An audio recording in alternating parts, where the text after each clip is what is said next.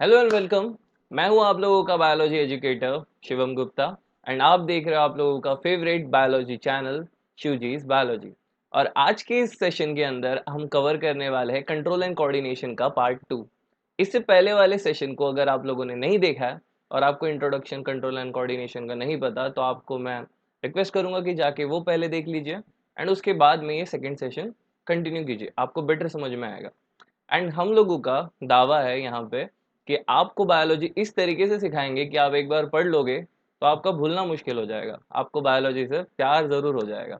Alright, चलिए शुरू करते हैं। तो आज का जो टॉपिक है आप लोगों को दिख ही रहा होगा कि हम लोग बात करने वाले हैं, शुरुआत करेंगे ह्यूमन नर्वस सिस्टम के साथ में। तो चलिए शुरुआत करते हैं। अभी जो ह्यूमन नर्वस सिस्टम है इसके अंदर के कंपोनेंट्स को समझ लेते हैं पहले। जैसे कि आप लोग इस फोटोग्राफ में देख पा रहे हो, इस डायग्राम में देख पा रहे हो कि यहाँ पे हमारे अंदर ब्रेन, स्पाइनल कॉर्ड और पेरिफेरल नर्व्स का यहाँ पे बात किया गया है। चलिए देखते हैं इनको क्लासिफाई किस तरीके से किया गया है। ह्यूमन नर्वस सिस्टम को हम लोग दो कैटेगरीज में डाल सकते हैं। एक कैटेगरी तो है सेंट्रल नर्वस सिस्टम, जिनके अंदर दो लोग आएंगे, ब्रेन और स्पाइनल कॉर्ड। आपके ये जो ब्रेन है इनको आप लोग मान के चलिए ये सारे के सारे इंपॉर्टेंट डिसीजन लेने वाले एक ऑर्गन है जिसको सब कुछ कंट्रोल करना आता है, ऑलमोस्ट सब कुछ सारी चीजें यही कंट्रोल करता है। बट इनके साथ में इनको असिस्ट करने के लिए एक और है, इनके सब डिप्यूटी बोल सकते हो आप लोग, जिनका नाम है स्पाइनल कॉर्ड। जब ब्रेन की एक्टिविटी मतलब दूर है थोड़ा सा ब्रेन को पहुंचना, तो कभी कभी स्पाइनल कॉर्ड अपने आप का जो एडमिनिस्ट्रेटिव पावर है उसको यूज करके आपके बॉडी के कुछ चीजों को कंट्रोल कर सकते हैं। उसके ऊपर अपन बात करेंगे डिटेल के अंदर। अब उसके बाद समझते हैं कि आप लोगों का ये जो पेरिफेरल नर्वस सिस्टम क्या है। ब्रेन और स्पाइनल कॉर्ड तो समझ गया कि ये वो जगह है जहाँ पे चीजें कंट्रोल की जाती है, उसे प्रोसेस किया जाता है, इंटीग्रेट किया जा सकता है। बट पेरिफेरल नर्वस सिस्टम क्या है? अब मान के चलिए अगर हम लोग ब्रेन और स्पाइनल कॉर्ड को सीपीयू समझ लेंगे, सेंट्रल प्रोसेसिंग यूनिट, या फिर आप लोगों का जो घर में जो पीसी होता है डब्बा, उसकी बात हो रही है यहाँ पे, जहाँ पे सारी चीजें प्रोसेस होती है। बट पेरिफेरल नर्वस सिस्टम एक ऐसा डिवीजन है जो बना हुआ है most of the time neuron से। अब ये न्यूरॉन्स आप लोगों के ब्रेन और स्पाइनल कॉर्ड में से ही निकल के बाहर आ रहा है, ठीक है। और ये जो न्यूरॉन्स होने वाले हैं दो टाइप के होंगे, ठीक है, मोस्टली मिक्स टाइप होता है, जिनके अंदर अपने को मिलने वाला है मोटर डिवीजन। एक अपने को देखने मिलेगा मोटर डिवीजन एंड दूसरा हमें देखने मिलने वाला है सेंसरी डिवीजन। तो दो डिविजन्स देखने मिलने वाले हैं। सेंसरी डिवीजन ऑब्वियसली इंफॉर्मेशन को लेंगे और पहुंचा देंगे टुवर्ड्स सीएनएस, सीएनएस की तरफ लेके जाएंगे एंड सीएनएस फिर अपने अंदर से न्यूरॉन्स, मोटर न्यूरॉन्स को यूज करके भेजेगा इंफॉर्मेशन टू द इफेक्टर। इसके ऊपर डिटेल में हम लोग बात करने वाले हैं, अभी के लिए आगे चलते हैं। तो आप लोगों का ये जो पेरिफेरल नर्वस सिस्टम है इसके अंदर इन्हें क्लासिफाई किया गया into two types on the basis कि आपकी बात सुनते हैं या नहीं सुनते हैं। अभी एक डिवीजन जो आपकी बात आपके कंट्रोल के अंदर रहता है उसका नाम है सोमैटिक डिवीजन। क्या नाम है? सोमैटिक डिवीजन, जिसे हम वॉलेंट्री डिवीजन भी बोलते हैं, जो आपके पूरे के पूरे कंट्रोल के अंदर रहता है। उसके ऊपर हम लोग बात करेंगे, बट हमारे यहाँ पे इंपॉर्टेंट इंटरेस्ट में है ऑटोनॉमिक नर्वस सिस्टम।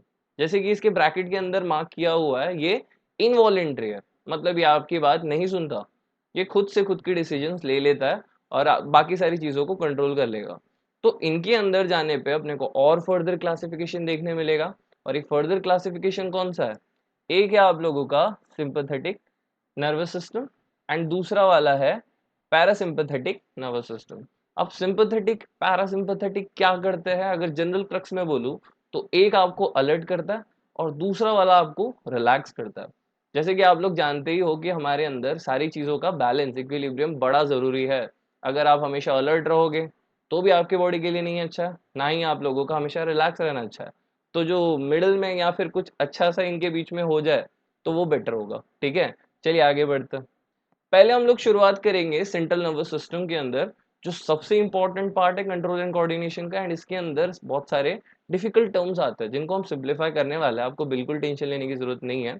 यहाँ पे अपन स्टार्ट करेंगे with the brain and spinal cord. But वहां जाने से पहले आपसे क्वेश्चन है कि आपका ये जो ब्रेन और स्पाइनल कॉर्ड कहाँ पे इनक्लोज होता है। तो आप लोग कहोगे मुझे कि सर ये आप लोगों का जो ब्रेन और स्पाइनल कॉर्ड है इसको प्रोटेक्ट करके आपके बॉडी ने रखा हुआ है under cranium and vertebral column. आपका जो ब्रेन है वो क्रेनियम के अंदर मिलने वाला है एंड वर्टिब्रल कॉलम के अंदर मिलने वाला है स्पाइनल कॉर्ड। ओके, तो अब ये दोनों चीज है।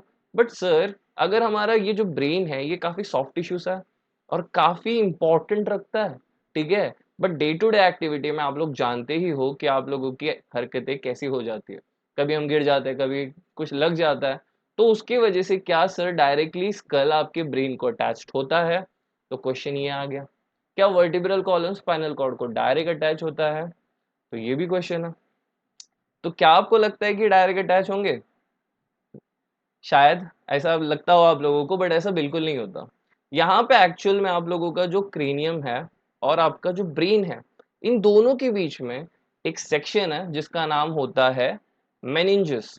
अभी जो मेनिंजेस नाम के स्ट्रक्चर है ये कनेक्टिव टिश्यू का पार्ट है, जिनके अंदर अपने को जाते समय देखने मिलेगा कि कनेक्टिव टिश्यू आप लोगों की इसमें किस तरीके से हेल्प कर रहा है ब्रेन और आपके क्रेनियम को अलग रखने में। एंड एक तरीके से ये करने वाले हैं सपोर्ट का फंक्शन एंड न्यूट्रिशन वाला फंक्शन करने वाले, आपके जो ब्रेन है उसको अच्छे से प्रोटेक्ट भी करेंगे और उसका पालन पोषण भी करने वाले हैं, पूरा मम्मी के जैसा सब काम होने वाला है यहाँ पे, ठीक है। तो यहाँ पे मेनिंजेस के अंदर के 3 लेयर्स के नाम है, यहाँ पे आप अगर फोटो देख पा रहे हो तो जो ऊपर वाला लेयर है इसका नाम इन लोग ने दिया हुआ है यहाँ पे ड्यूरा मैटर।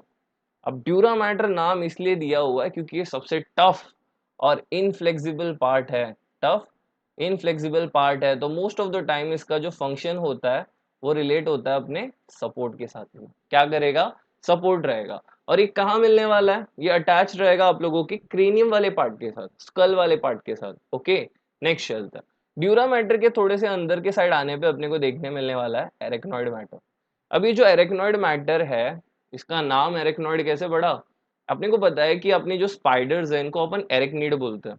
तो ये जो अरेंजमेंट दिखता है एरेक्नॉइड मैटर का, अगर आप लोग एक्चुअल में इसका ट्रांसेक्शन देखोगे कट करके, तो आपको देखने मिलेगा कि ये जो मैटर है, ये जो कनेक्टिव टिश्यू का डिपोजिशन है, ये पूरे के पूरे वेब के जैसा दिख रहा है, स्पाइडर की जाली के जैसा। दैट्स वाई इन्हें नाम दे दिया गया है एरेक्नॉइड मैटर। इनका फंक्शन डुअल नेचर का है, क्योंकि यहाँ पे आप लोगों को वैस्कुलर टिश्यू भी देखने वाले हैं, न्यूरॉन्स भी देखने मिलने वाले हैं, यहाँ तक कि आपको सीएसएफ भी देखने मिलने वाला है। अब ये सारी चीजें क्या है उसके बारे में समझते हैं। ओके, तो एरेक्नॉइड का जो फंक्शन है अगर आप लोग वन लाइन में जानना चाहते हो तो इसका फंक्शन होगा support and nourishment. Support and nourishment इसका फंक्शन होगा। ओके, ये ड्यूअल नेचर है, सपोर्ट भी करता है, नरिशमेंट में भी हेल्प करता है।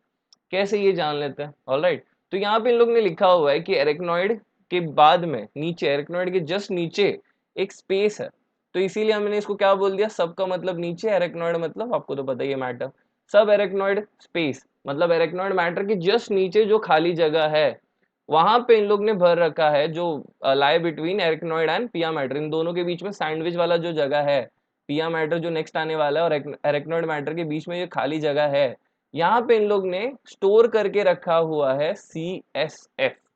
अब सर ये सी एस एफ क्या होता है? अभी सी एस एफ का फुल फॉर्म है बच्चों cerebro spinal, cerebro spinal fluid. अब सेरिब्रो स्पाइनल फ्लूइड मतलब क्या? सेरिब्रो मतलब ब्रेन की बात हो रही है, स्पाइनल कॉर्ड का मतलब स्पाइनल से वर्ड आ रहा है, एंड फ्लूइड मतलब जो फ्लूइड वहां पे मिलेगा ब्रेन और स्पाइनल कॉर्ड के आसपास, जो आप लोगों को फ्लूइड मिलेगा उसको हम लोग बोलेंगे सी एस एफ।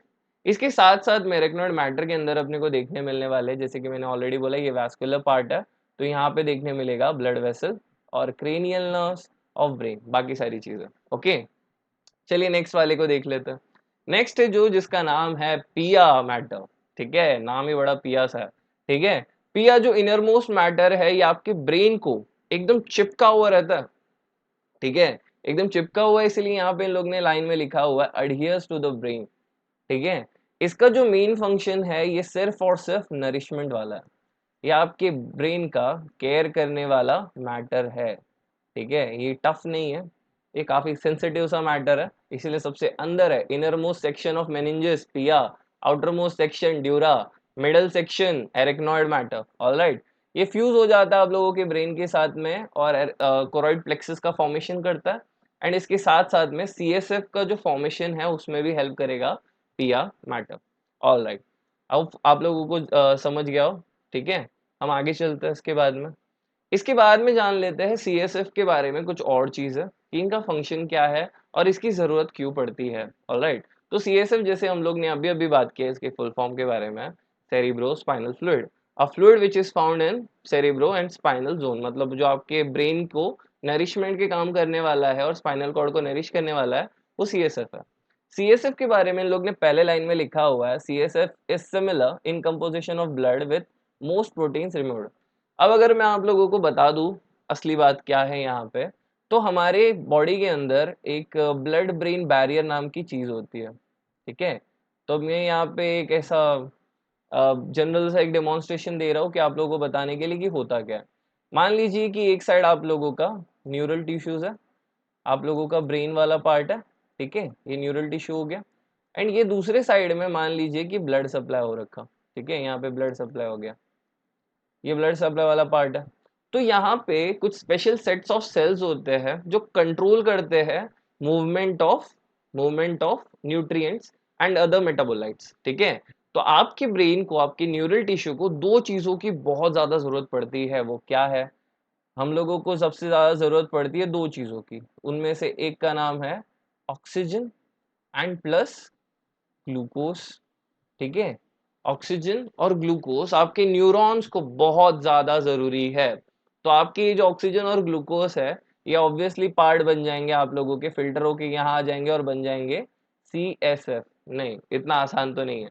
इसके साथ साथ में आपका जो ब्लड के लिक्विड वाला पार्ट है वो भी यहाँ पे आ जाती है, ठीक है। पानी की भी जरूरत है, क्योंकि आपका ब्रेन कॉन्टिन्यूसली किसी ना किसी चीज के बारे में ओवर थिंकिंग करे या फिर एक्चुअल में पढ़ाई करे, कुछ तो सोच रहा है। पबजी के स्किल से लेके कहाँ हेडशॉट मारना है या फिर कोई भी चीज करना पड़ेगा, तो वहां पे ब्रेन की एक्टिविटी कंटिन्यूस चलती रहती है। तो ब्रेन के अंदर इतना ज्यादा अगर अपन मेटाबॉलिज्म करवाएंगे, तो आपको ये बात पता है, जहाँ पे मेटाबॉलिज्म बढ़ेगा वहां पे हीट भी बढ़ने वाली है, ठीक है। तो हीट से आपका ब्रेन ड्राई ना हो जाए, डेसिकेट ना हो जाए, इससे प्रिवेंट करता है ये लिक्विड वाला पार्ट जो है आप लोगों का CSF। मतलब यहाँ पे एक और चीज आ गया, वो है वाटर, ठीक है। अब ये क्या कर रहा है देखिए, किस कौन बनाता है आप लोगों का CSF, तो आप लोग आंसर दे दोगे एपेंडाइमल सेल्स। ये हमने पार्ट 1 के अंदर पढ़ा था, जो न्यूरोग्लियल सेल्स के अंदर के थे एपेंडाइमल सेल्स। इसके साथ साथ में आपका ये जो ब्लड ब्रेन बैरियर वाला पार्ट है, मतलब ये जो बीच में दीवार बना रखा है, blood brain barrier, short form BBB, triple B, ठीक है। तो ये जो ब्लड ब्रेन बैरियर है, यहाँ पे इसको गवर्न करता है एक और सेल जिसका नाम आप लोग शायद जानते हो, जिसका नाम है एस्ट्रोसाइट, ठीक है। ये जो एस्ट्रोसाइट है, जिनको हम लोगों ने बोला था कि ये न्यूरॉन्स के, मान के चलिए कि ये मैनेजर के जैसे होते हैं, ठीक है। सारी चीजें गवर्न करने वाले हैं कि भाई आप लोगों के न्यूरॉन के टच में कौन आने वाला है, कौन उसके स्पेस के आसपास आ सकता है, सब कुछ। Alright, next. और क्या करता है, circulate through out the ventricle. अब सर ये वेंट्रिकल नाम की चीज क्या है बच्चों, हम लोग इसके ऊपर बात करेंगे थोड़ी देर में। Alright, central canal also covers brain and meninges। Alright, इनका फंक्शन क्या है? इनका फंक्शन है प्रोटेक्शन ऑफ ब्रेन, ठीक है, ब्रेन को प्रोटेक्ट करना इनका काम है। ब्रेन फ्लोट्स इन कुशनिंग फ्लूइड। अभी देखिए कि आप लोगों के साथ बहुत सारी चीजें होती है, आप वॉबल हो जाते हो, आपका हेड एकदम से स्मैश हो जाता है, एकदम ऐसा टिंगल करेगा। तो आपका जो ब्रेन है कभी भी स्कल को टच नहीं होना चाहिए, हिट भी नहीं होना चाहिए। इससे प्रिवेंट करने के लिए ये जो CSF है, ये कुशनिंग जैसा प्रोवाइड करता है, जिसकी वजह से आपका ब्रेन जो है वो फ्लोट करते हुए रह जाता है। ऑलराइट,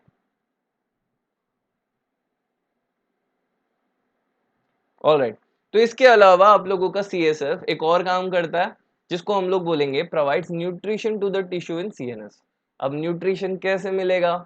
आपकी ये जो न्यूरॉन्स कंटिन्यूअसली काम कर रहे हैं, मतलब इनको जरूरत किसकी है? ATP की, ठीक है। और हम लोगों ने सेलुलर रेस्पिरेशन में देखा है कि सेलुलर रेस्पिरेशन के लिए आपको क्या लगता है? Glucose and oxygen. हम लोग ग्लूकोज ऑक्सीजन दे रहे हैं प्लस पानी दे रहे हैं। तो मोस्ट ऑफ द चीजें पहुंच चुकी है, ठीक है, जो इंपॉर्टेंट चीज है। ऑलराइट, तो इनको यूज करके आपका बॉडी माइटोकॉन्ड्रिया के अंदर प्रोड्यूस कर लेगा energy in form of ATP। Alright, यहाँ तक क्लियर है? चलो आगे चलते हैं।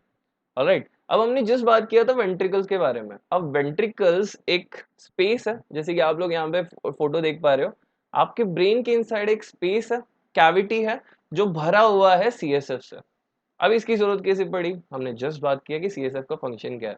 अब ये वेंट्रिकल्स आप लोगों के ब्रेन के अंदर CSF को सर्कुलेट करवाता है, पहुंचाते हैं पूरी तरीके से, ठीक है। तो वेंट्रिकल्स कहाँ है, कैसे है, कितने नाम है, ये समझना आप लोगों के लिए बहुत जरूरी है, एग्जाम में आ सकता है। ऑलराइट, तो अब यहाँ पे अपन देखते हैं कि इनिशियली स्टार्ट होता है दो लैटरल वेंट्रिकल्स के साथ में, जैसे कि आप लोग देख पा रहे हो कि यहाँ पे है एंड दूसरा ये साइड में, ठीक है, ये दो लैटरल वेंट्रिकल्स है, ठीक है। अपर साइड में ये सेरिब्रम के आसपास होते हैं, दोनों हेमिस्फीयर में, लेफ्ट एंड राइट हेमिस्फीयर में आप लोगों के दो लैटरल वेंट्रिकल्स है। फिर यहाँ से सीएसएफ होते हुए पहुंच जाएगा नीचे की तरफ, नीचे की तरफ आने पे इसको क्या इधर पे पहुंच जाएंगे अपन लोग थर्ड वेंट्रिकल के पास यहाँ पे, ठीक है। अब थर्ड वेंट्रिकल कहाँ पे होगा, थर्ड वेंट्रिकल आप लोगों की डायंसेफेलॉन या तो फिर आप लोगों के थैलेमस वाले सेक्शन के आसपास है, मतलब थैलेमस को सीएसएफ प्रोवाइड करता है ये वाला part. Then we have something called as cerebral aqueduct, क्या नाम है, सेरिब्रल एक्विडक्ट। सेरिब्रल एक्विडक्ट मतलब एक छोटू सा पाइप है, डक्ट जब भी आए बच्चों याद रखना है, ट्यूब लाइक स्ट्रक्चर होगा जो किसी भी चीज को ट्रांसपोर्ट करने में हेल्प कर रहा है। यहाँ पे आप लोगों को पता है कि लिक्विड का नाम है सीएसएफ, तो सीएसएफ को ट्रांसफर करने में हेल्प कर रहा है from third ventricle to fourth ventricle, third ventricle से लेके फोर्थ वेंट्रिकल तक ट्रांसफर करने में हेल्प कर रहा है आप लोगों का, हेल्प कर रहा है आप लोगों का, क्या हो गया, तो क्या हो गया,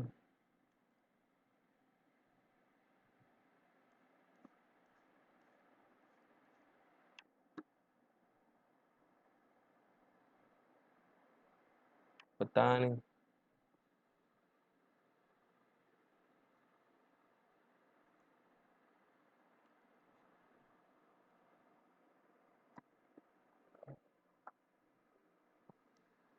ओके, तो आप लोगों का ये जो सेरिब्रल एक्विडक्ट है, इसका फंक्शन है कनेक्ट करता है आप लोगों के थर्ड वेंट्रिकल को फोर्थ वेंट्रिकल के साथ, और सारी लिक्विड यहाँ से यहाँ आ जाती है। ये आप लोगों के मिडल ब्रेन के पार्ट में और मिडल ब्रेन को भी सप्लाई करता है विद सीएसएफ एंड न्यूट्रिशन। चलिए आगे चलते हैं। Then we have fourth ventricle, fourth ventricle last में है, इसका काम है पॉन्स सेरिबेलम को सीएसएफ प्रोवाइड करना। ऑलराइट, ये कहाँ पे मिलने वाला है आप लोगों को वो भी नोट करते हुए चलिए।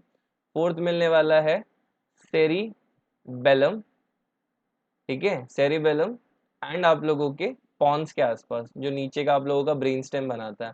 थर्ड वाला हम लोगों ने कहाँ पे बोला था, थर्ड वेंट्रिकल मिलने वाला है थैलेमस के आसपास, ठीक है। एंड आपके जो लैटरल वाले वेंट्रिकल्स थे ये मिलने वाले हैं सेरिब्रल हेमिस्फीयर्स में, ठीक है, सेरिब्रल हेमिस्फीयर्स में दो हेमिस्फीयर है बच्चों। अब देखते हैं ये इस दो हेमिस्फीयर कैसे बना। ऑलराइट, पहले इसके बारे में और भी जानकारी लेंगे, चलिए आगे बढ़ते हैं।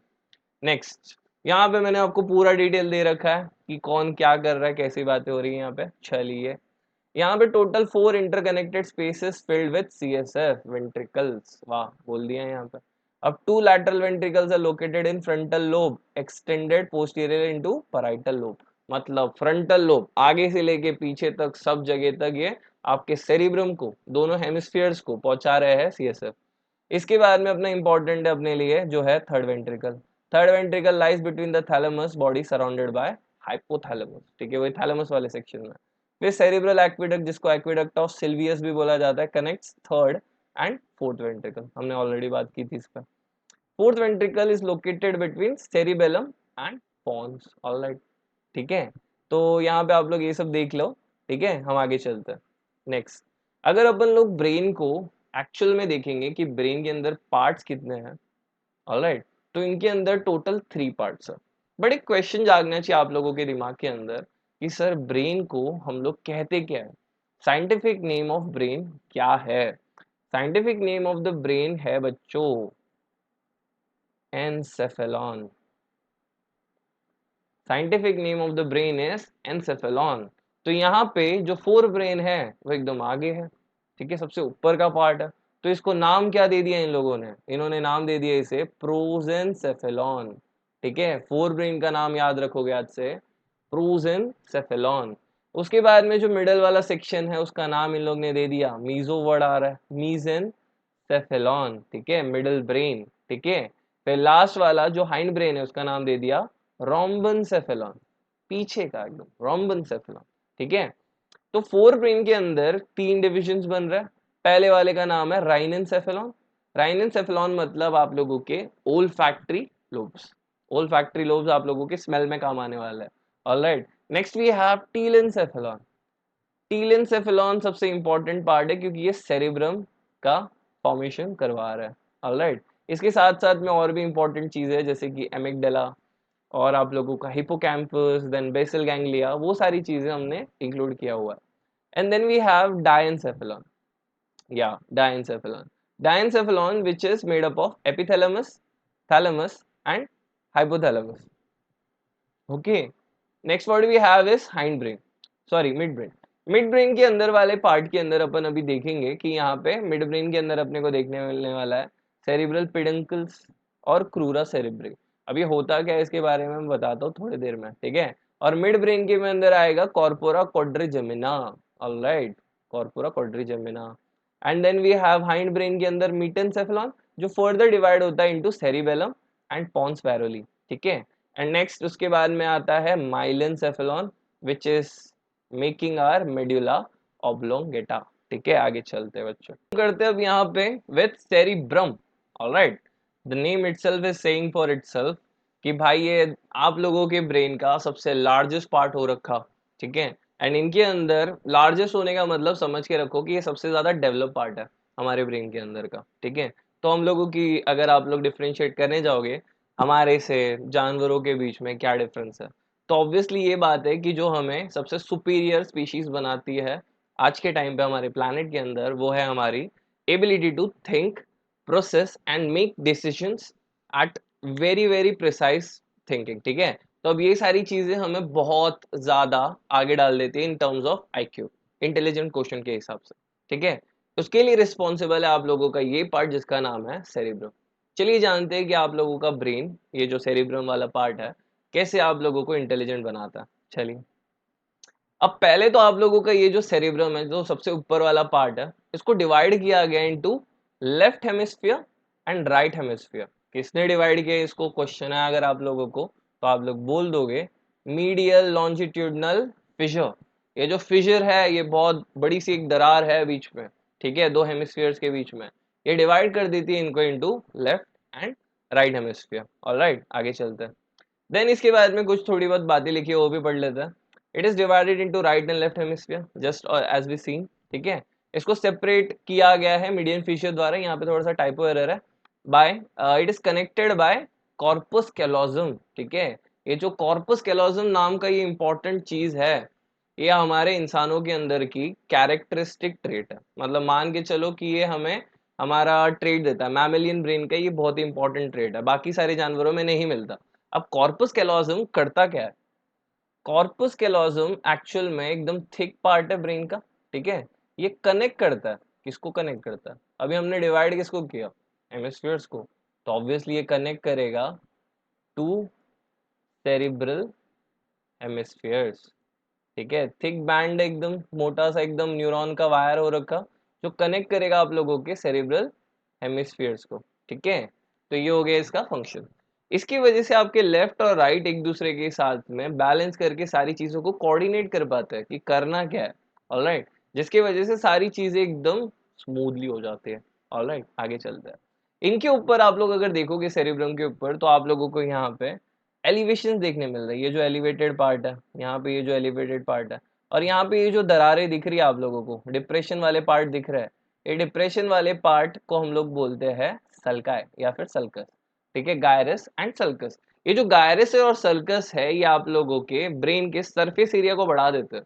मान के चलिए कि आप लोगों का ब्रेन अगर इतना बड़ा है तो क्रेनियम थोड़ा छोटा है। अगर आप किसी भी बड़े चीज को छोटे वॉल्यूम वाले किसी डब्बे में बंद करने जाओगे, तो ऑब्वियस सी बात है कि उसके अंदर थोड़ा सा श्रिंकिंग आएगा, थोड़ा सा फोल्डिंग्स होंगे। तो वही वाली बात हो गई। अगर हम लोगों का जो ब्रेन है वो एक्चुअल में दिखता इतना बड़ा है नहीं, बट उसकी सरफेस एरिया काफी बड़ी हो जा रही है, जिसकी वजह से सारी चीजें करने के लिए हमें जगह बहुत ज्यादा मिल रहा है। ऑलराइट, आगे चलता है। अभी ये जो आप लोगों का सेरिब्रम है, इसके हेमिस्फीयर्स को हमने मिडल से तो डिवाइड कर दिया। अगर अपन लोग एक राइट हेमिस्फीयर का एग्जांपल ले ले, तो इसको फर्दर डिवाइड किया गया इनटू फोर लोब्स। अब फोर लोब्स में डिवाइड करने वाले इंपॉर्टेंट लोगों का नाम है, यहाँ पे सेरिब्रल सल्कस का नाम आप लोगों को दिखता होगा। पहले है यहाँ पे लैटरल सल्कस। लैटरल सल्कस जो आप लोग यहाँ पे पर्पल कलर में देख पा रहे हो, ये आप लोगों के डिवीजन में यहाँ पे पहले फ्रंटल और यहाँ पे पराइटल वाला पार्ट होता है, ठीक है। तो ये जो भाई साहब है ये टेम्पोरल है, ये वाले फ्रंटल है, और यहाँ पे पैराइटल वाला पार्ट है, और पीछे ऑसिपिटल है। तो इनका लैटरल वाले का फंक्शन है, ये डिवाइड करते हैं या फिर डीमार्केट करते हैं आप लोगों के टेम्पोरल को, टेम्पोरल लोब को अलग करते हैं फ्रॉम, टेम्पोरल को किससे अलग कर देते हैं, फ्रंटल, फ्रंटल एंड पैराइटल से अलग कर देते हैं। मतलब अलग से दिखता है कि आप लोगों को यहाँ पे एक अलग से सेक्शन है, ठीक है। टेम्पोरल को फ्रंटल और पैराइटल से अलग करने वाले का नाम है लैटरल सल्कस। क्या नाम है, लैटरल सल्कस। अब इसके बाद में यहाँ पे एक बड़ा सा एक दरार हो रखा, सेंट्रल सल्कस। अब इस सेंट्रल सल्कस की वजह से आपका ये जो ब्रेन है डिवाइड हो गया इनटू, अगेन दो पार्ट में डिवाइड हो गया। ये डिवीजन को हम लोग करेंगे यहाँ पे सेंट्रल की वजह से क्या डिवाइड हो रहा है आप लोगों का, फ्रंटल, फ्रंटल पार्ट अलग हो जा रहा है किसके साथ में, पैराइटल के से अलग हो जा रहा है, ठीक है। पैराइटल और फ्रंटल को अलग करने वाले सल्कस का नाम है central sulcus. Okay, then we have यहाँ पे एक और होगा जिसका नाम है, जिसका नाम है पैराइटो ऑसिपिटल। क्या नाम है, पैराइटो ऑसिपिटल। अभी जो पैराइटो ऑसिपिटल वाले भाई साहब है इनका काम है टू डिफरेंशिएट, अलग करना किसको किसको, ऑसिपिटल, ऑसिपिटल लोब को अलग करते हैं, किससे अलग कर देते हैं, पैराइटल से। किससे अलग कर देते हैं, पैराइटल से अलग कर देते हैं, और आप लोगों के टेम्पोरल से भी अलग कर देते हैं, ठीक है। आगे चलते हैं। ऑल राइट, तो जिसकी वजह से हम लोगों को सल्कस के वजह से, थैंक्स टू सेरिब्रल सल्कस, हमें मिल गए टेक्निकली चार इंपॉर्टेंट लोब्स। तो हर सेमिस्फीयर के अंदर आपको चार लोब्स मिलने वाले हैं। अब पहले जो आप लोगों का इंपॉर्टेंट है वो फ्रंटल लोब है, उसके बारे में बात करते हैं। ये हम इंसानों के अंदर कुछ ज्यादा ही डेवलप हो रखा है। ये मोस्टली आप लोगों के थिंकिंग प्रोसेस, जितनी भी एग्जीक्यूटिव एडमिनिस्ट्रेटिव वाली कामें हैं, सोचने समझने की, डिसीजन लेने की जो भी चीजें होती है ये यहीं पे होने वाली है, ठीक है। तो इसीलिए इसको बोला गया है एग्जीक्यूटिव फंक्शन, ठीक है। अब एग्जीक्यूटिव फंक्शन में आप लोगों को मैंने बता दिया कि क्या क्या होने वाला है, और इसके साथ साथ में यहाँ पे मोटर एरियाज भी, इसलिए मूवमेंट को कंट्रोल करता है। आपकी बॉडी के अंदर जितने भी वॉलेंटरी मूवमेंट्स है सारी कंट्रोल होंगे आप लोगों के फ्रंटल लोब के अंदर, ठीक है। इसके बाद में अपन देखते हैं यहाँ पे पैराइटल लोब। पैराइटल वाला लोब है जो आप लोगों के सोमैटो सेंसेशन, मतलब आपके स्किन के अंदर और बाकी जगह पे जो टच वाली सेंसेशंस है उसके साथ में, पेन रिसेप्शंस के साथ में, टेम्परेचर के अंदर चेंज आ रहा है वो रिसेप्शंस के साथ में, सारी चीजों को कौन कंट्रोल करेगा, पैराइटल लोब। ऑलराइट, नेक्स्ट है अपने पास टेम्पोरल लोब, जो मोस्टली यहाँ पे दिया हुआ है hearing, smell, memory and visual recognition. आपको सुनने में, स्मेल करने में, मेमोरी और विजुअल रिकग्निशन में हेल्प करने वाला है। और एक हमने आंखों के लिए तो अलग से दे रखा है जिसका नाम है ऑसिपिटल लोब, जो काम करेगा आपके विजन के लिए। चलिए थोड़ा और बहुत डिटेल देख लेते हैं इनके बारे में, कि आप लोग नोट कर सकते हो यहाँ पे, ठीक है। तो फोर लोब्स के नाम आपको बता दिए, फ्रंटल, पैराइटल, टेम्पोरल, ऑसिपिटल। अब फ्रंटल के अंदर इन लोग ने दिया हुआ है प्राइमरी मोटर कॉर्टेक्स है, जो वॉलेंट्री मूवमेंट में हेल्प करता है। फिर प्री मोटर कॉर्टेक्स है जो आपकी बॉडी के ओरिएंटेशन को, बैलेंस को मेंटेन करता है कि आप कैसे टेढ़े मेढ़े ना चलो। Supplementary motor area planning sequence of movement, मतलब कैसे वॉक करना है वो सब चीजें भी प्लानिंग कर सकता है।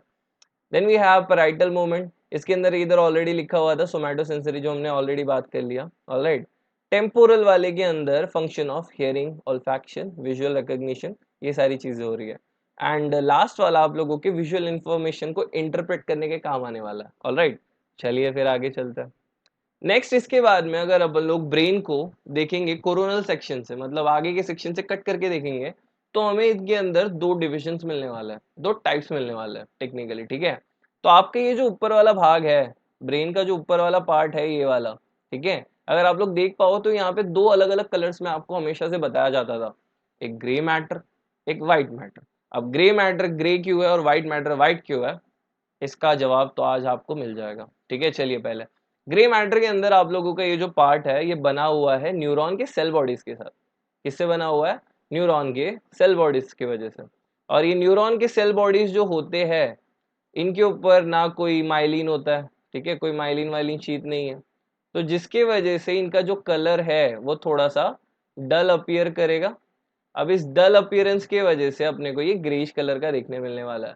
ऊपर का ये जो पार्ट अगर आप लोगों को याद नहीं आता उसके लिए हमने यहाँ पे एक ड्रॉ कर दिया।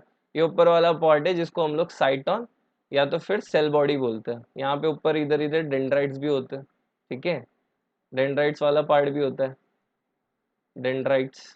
और यहाँ पे जो आपका लंबा सा टेल निकल रहा है जिसका नाम है एक्सॉन, इस एक्सॉन के ऊपर मोटा सा एक एकदम थिक सा लेयर होता है।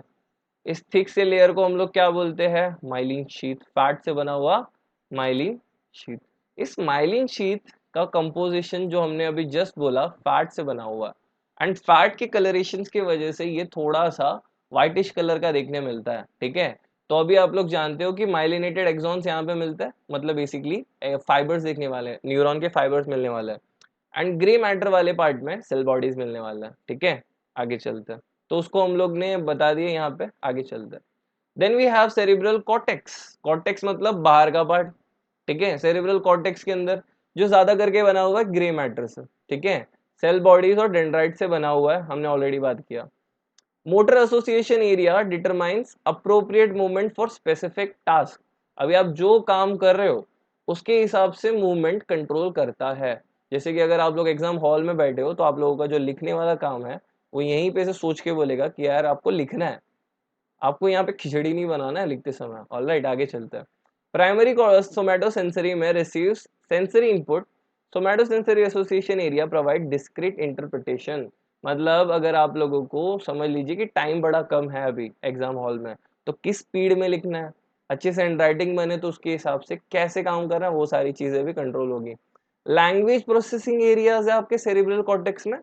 एक ही Broca's area. Broca's area technically frontal lobe का पार्ट है जो आप लोगों को हेल्प करता है इनटू मोटर स्पीच। किस में काम करता है? Motor speech. अभी मैं जो यहाँ पे बोल पा रहा हूँ आप लोगों से, यहाँ पे मसल मूवमेंट हो रही है, ठीक है, जॉ की, टंग की और बाकी सारी चीजों की, जो कंट्रोल कर रहा है आप लोगों का ब्रोकास एरिया। कौन कंट्रोल कर रहा है? Broca's area.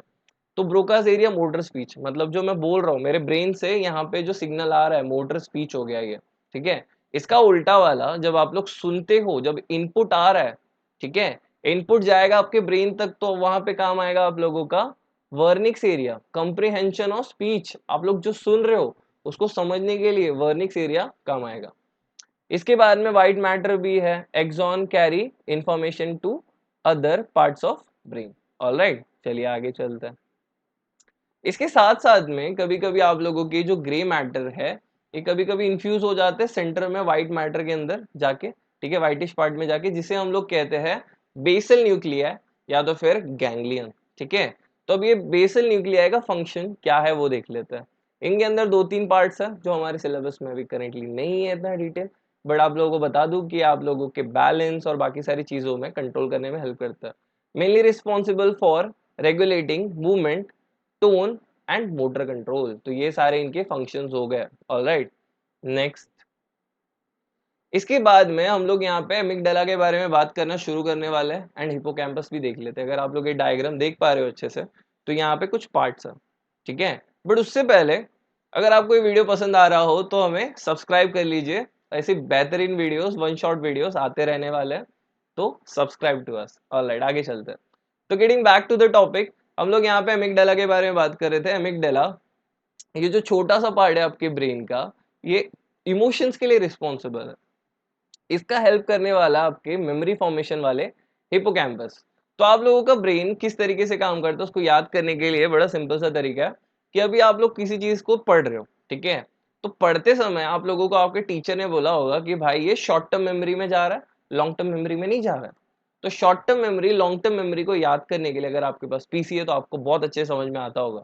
तो दो तरीके की चीजें होती है, एक रैम होता है, रैंडम एक्सेस मेमोरी, जो स्टोर नहीं करता, थोड़ी देर के लिए स्टोर करता है फिर उड़ा देता है। दूसरा वाला होता है रोम, ठीक है, रीड ओनली मेमोरी, जिसके अंदर चीजें स्टोर हो जाती है, ठीक है। तो स्टोर करने वाली पार्टी आप लोगों की सेरिब्रल कॉर्टेक्स, ये मान लीजिए आप लोगों का रोम वाला सेक्शन हो गया। एंड हिपोकैम्पस वाला सेक्शन आप लोगों का शॉर्ट टर्म मेमोरी वाला है, मतलब मेमोरी बिल्ड करने में हेल्प करता है बट मेमोरी हमेशा स्टोर नहीं करके रख सकता, ठीक है। एंड साथ साथ में थैलेमस आप लोगों का सेंसरी गेटवे, जो हम लोग आगे पढ़ने वाले हैं। बेसल न्यूक्लिया में हम लोग ने ऑलरेडी पढ़ा, जो बेसल न्यूक्लियर मूवमेंट और रिवॉर्ड सिस्टम के लिए बड़ा इंपॉर्टेंट है। अगर आप कुछ चीज अच्छा करते हो तो आपके बॉडी के अंदर डोपामिन सिक्रीशन होता है और आपको बड़ा अच्छा फील होता है, ठीक है। तो वो जो अच्छी वाली फीलिंग है, रिवॉर्ड वाली फीलिंग है, वो बेसल न्यूक्लियर करती है, ठीक है। हाइपोथैलेमस आप लोगों के बॉडी के फंक्शंस को रेगुलेट करता है, यहाँ तक कि ये सिक्रीशन में भी हेल्प करता है। हाइपोथैलेमिक ये जो हॉर्मोन्स भी कुछ सिक्रीट करता है जिसकी वजह से बॉडी कंट्रोल भी हो रही है, ठीक है। तो अब यहाँ पे एमिगडाला, हिप्पोकैम्पस, हाइपोथैलेमस ठीक है, और थैलेमस, ये 4 लोगों को मिला के, ठीक है, हाइपोथैलेमस, हिपोकैम्पस, एमिगडेला और थैलेमस को मिला के आप लोगों का बनता है इमोशनल ब्रेन। क्या बन जाता है? Emotional brain. जो आपके इमोशनल रिस्पॉन्सेस होते हैं या फिर कोई भी चीज होती है वो यहीं पे ओरिजिनेट होती है। एमिगडेला, हाइपोथैलेमस, थैलेमस, हिपोकैम्पस, ये सारी चीजें इसको कंट्रोल करने वाले आपके emotional side of the brain को। कभी कभी आप गुस्से हो जाते हो, कभी कभी आप रूठ जाते हो, कोई भी चीज आपकी बॉडी के अंदर हो रही है, खुश हो जाते हो, तो वो सारी चीजें कंट्रोल होती हैं इन चारों द्वारा। ठीक है, चलिए आगे। आगे अपन चलते हुए देखेंगे अबाउट डायनसेफ्लॉन और बात करेंगे डायनसेफ्लॉन में। बट वहां जाने से पहले एक इंपॉर्टेंट सी सूचना, अगर अभी तक आप लोगों ने सब्सक्राइब नहीं किया है तो हमारे चैनल को सब्सक्राइब कर लीजिए और अपने दोस्तों के साथ शेयर करिए, क्योंकि ज्ञान बांटने से बढ़ता है। ठीक है, और आप लोग ने अगर अभी तक लाइक नहीं किया वीडियो को तो लाइक मार दीजिए, और अपने जो भी सवाल आप लोगों को इस सेशन के अंदर आने वाले हैं आप अपने कमेंट सेक्शन में डाल सकते हो। ठीक है, या फिर हम लोगों का जो जीमेल आईडी है वहां पे आप हमें कांटेक्ट कर सकते हो। ठीक है, तो कमेंट्स डालो, इंटरैक्टिव रहो। ऑलराइट, थोड़ा सा अपने एनसेफेलॉन का यूज भी कर लो। चलिए आगे चलते हैं। तो फोर ब्रेन का दूसरा पार्ट है जिसका नाम है डायनसेफेलॉन। ठीक है, अभी जो डायनसेफेलॉन है इसके अंदर हमने देखा था 3 पार्ट है, बट हम लोग यहाँ पे डायग्राम में देख पा रहे 2 इंपॉर्टेंट पार्ट्स हो रखे हैं। एक है आप लोगों का थैलेमस।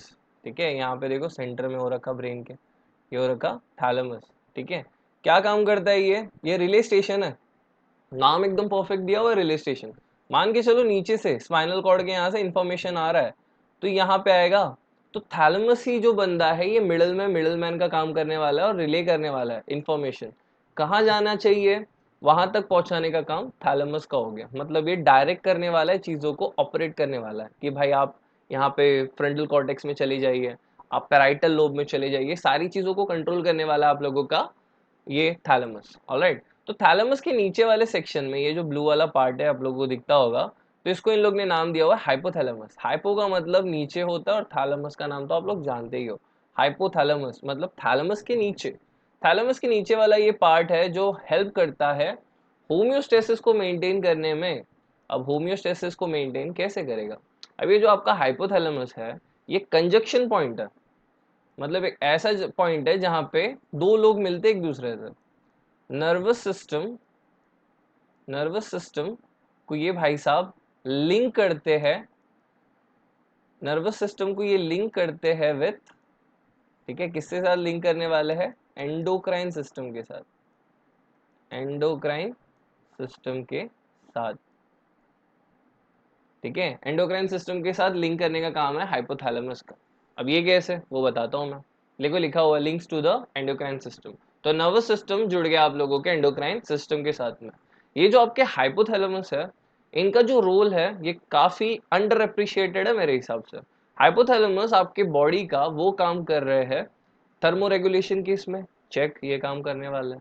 आप लोगों की प्यूबर्टी के अंदर जो चेंजेस आने वाले उसके अंदर भी ये काम करने वाला है। आपके अंदर जितनी भी चेंजेस आ रहे हॉर्मोन्स की वजह से उसमें भी इनका रोल है। अभी आप लोग सोचोगे ये कैसे हुआ? ठीक है, अब कैसे का जवाब देने के लिए तो हम यहाँ पे है। ठीक है, बताता हूँ मैं आपको। ठीक है, तो आपको ये जो हाइपोथैलेमस हो रखा है ये ज्वाइन कर रहा नर्वस और एंडोक्राइन। ठीक है, लास्ट टाइम बोल रहा हूँ ये वाला बात। ठीक है, तो यहाँ पे इन लोग क्या करने वाले, इंफॉर्मेशन शेयर होने वाली है। नर्वस सिस्टम इंफॉर्मेशन शेयर करेगा एंडोक्राइन सिस्टम के साथ। अभी मान के चलिए कि एक सिचुएशन ले लेते हैं जहाँ पे आप लोगों का ब्रेन सडनली यहाँ पे इंफॉर्मेशन भेज रहा है। अब आपका आंखें बोल रही है कि भाई हमने शेर देखा, और शेर आपके काफी पास में, ठीक है, और आपको शिकार कर सकता है। तो अब उसकी वजह से इंफॉर्मेशन गई हाइपोथैलेमस के पास, मतलब थैलेमस से गई हाइपोथैलेमस के पास। हाइपोथैलेमस ने एक चीजों को बनाने के लिए एक्टिवेट कर दिया, किसको? एड्रिनल को। तो टेक्निकली आपके मन में अभी भी सवाल होगा कि सर अभी तक आपने बताया नहीं हाइपोथैलेमस है क्या। हाइपोथैलेमस एंडोक्राइन सिस्टम के अंदर, हाइपोथैलेमस एंडोक्राइन सिस्टम के,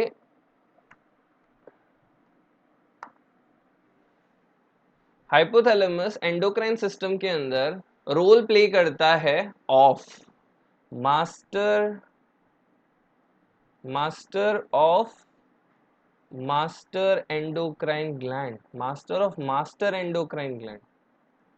नाम सुन के कैसा लग रहा है? Master of master endocrine gland, जिसका नाम यहाँ पे दिया हुआ है, मास्टर एंडोक्राइन ग्लैंड का नाम है पिट्यूटरी। तो पिट्यूटरी ग्लैंड काम करता है under the coordination of under the control of hypothalamus. तो पिट्यूटरी ग्लैंड का भी बॉस है जिसका नाम है हाइपोथैलेमस। ठीक है, तो बॉस की बात सुन के ये काम करता है, ऑपरेट करता है, खुद से डिसीजन ये भी नहीं ले सकता। ठीक है, तो hypothalamus becomes the overall control centre for endocrine system. आगे चलते हैं, पहले यहाँ पे देख लेते और क्या बातें लिखी हुई है।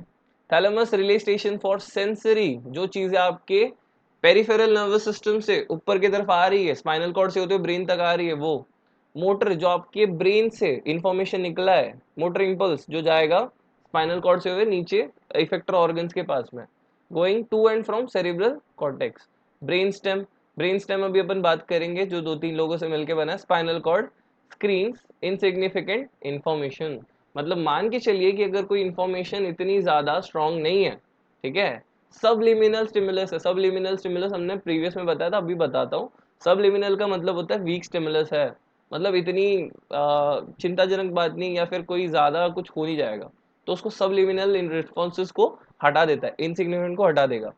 ठीक है, आगे हाइपोथैलेमस के अंदर यहाँ पे हमने ऑलरेडी बात कर लिया, बट स्टिल विल सी क्या है इसमें लिखा हुआ। मेजर होम्योस्टैटिक कंट्रोल सेंटर, सारी होम्योस्टेसिस मेंटेन करेगा, कैसे बता चुका हूँ। Links nervous to endocrine system via pituitary gland. ठीक है, दूसरा पॉइंट भी हो गया। Thermostatic control of the body temperature, आपके बॉडी के अंदर का थर्मोस्टैट कहाँ पे, अगर क्वेश्चन आ रहा है तो आपको बोलना है hypothalamus. Along with the limbic system, participates in emotions such as anger, emotional responses to the pain, sexual arousal related behavior। अभी जो लिम्बिक सिस्टम है इसके बारे में हमने बात किया, कौन था ये लिम्बिक सिस्टम? एक तो हाइपोथैलेमस भाई साहब हो गए, ठीक है, और कौन होंगे? दूसरे भाई साहब का नाम था थैलेमस, इनके बड़े भाई साहब। ठीक है, इनके साथ साथ में कौन था? यादें बनाने वाला, मेमोरीज क्रिएट करना होता है, हिप्पोकैम्पस। ठीक है, हिप्पोकैम्पस। एंड लास्ट में आप लोगों का आएगा एमिगडाला। ठीक है, तो ये चारों लोगों को बोला जाता है लिम्बिक सिस्टम या फिर इमोशनल ब्रेन। ऑलराइट, पार्टिसिपेट्स ये सब करते हैं। रेगुलेट्स इन किरकैडियन रिदम। अब ये जो किरकैडियन रिदम, इसका मतलब क्या होता है? देखो भाई साहब, आप लोगों के बॉडी के अंदर एक इन लोग ने सिस्टम लगा रखा है जिसको 24 आवर बायोलॉजिकल क्लॉक बोल के भी आप समझ सकते हो। अब बायोलॉजिकल क्लॉक है आपके बॉडी के अंदर, हाँ जी हाँ, आपकी बॉडी को पता है कि डे कब हो रहा है, नाइट कब हो रहा है, नॉक्टर्नल और डेयरनल रिलेशंस आपके बॉडी को ऑलरेडी पता होता है, तो उसके हम लोग किरकैडियन रिदम बोलते हैं। आपकी बॉडी, अगर आप लोग मानोगे नहीं कि एक सर्टेन टाइम पे अगर आप हैबिट बनाते जाओ सुबह उठने का, तो आपकी बॉडी आपको वही टाइम पे उठा जरूर देगी। आपको अलार्म की जरूरत बिल्कुल नहीं हो रखी बच्चों। ठीक है, जो बोलते नहीं उठ पा रहे, उनका जो कंसिस्टेंसी है वहां पे थोड़ा सा कैजुअल है उनका अप्रोच। ठीक है, plays role in regulating eating, drinking, contains thirst center, जो आपको प्यास लगती है वो भी यहीं पे है, which senses osmotic pressure of the extracellular fluid।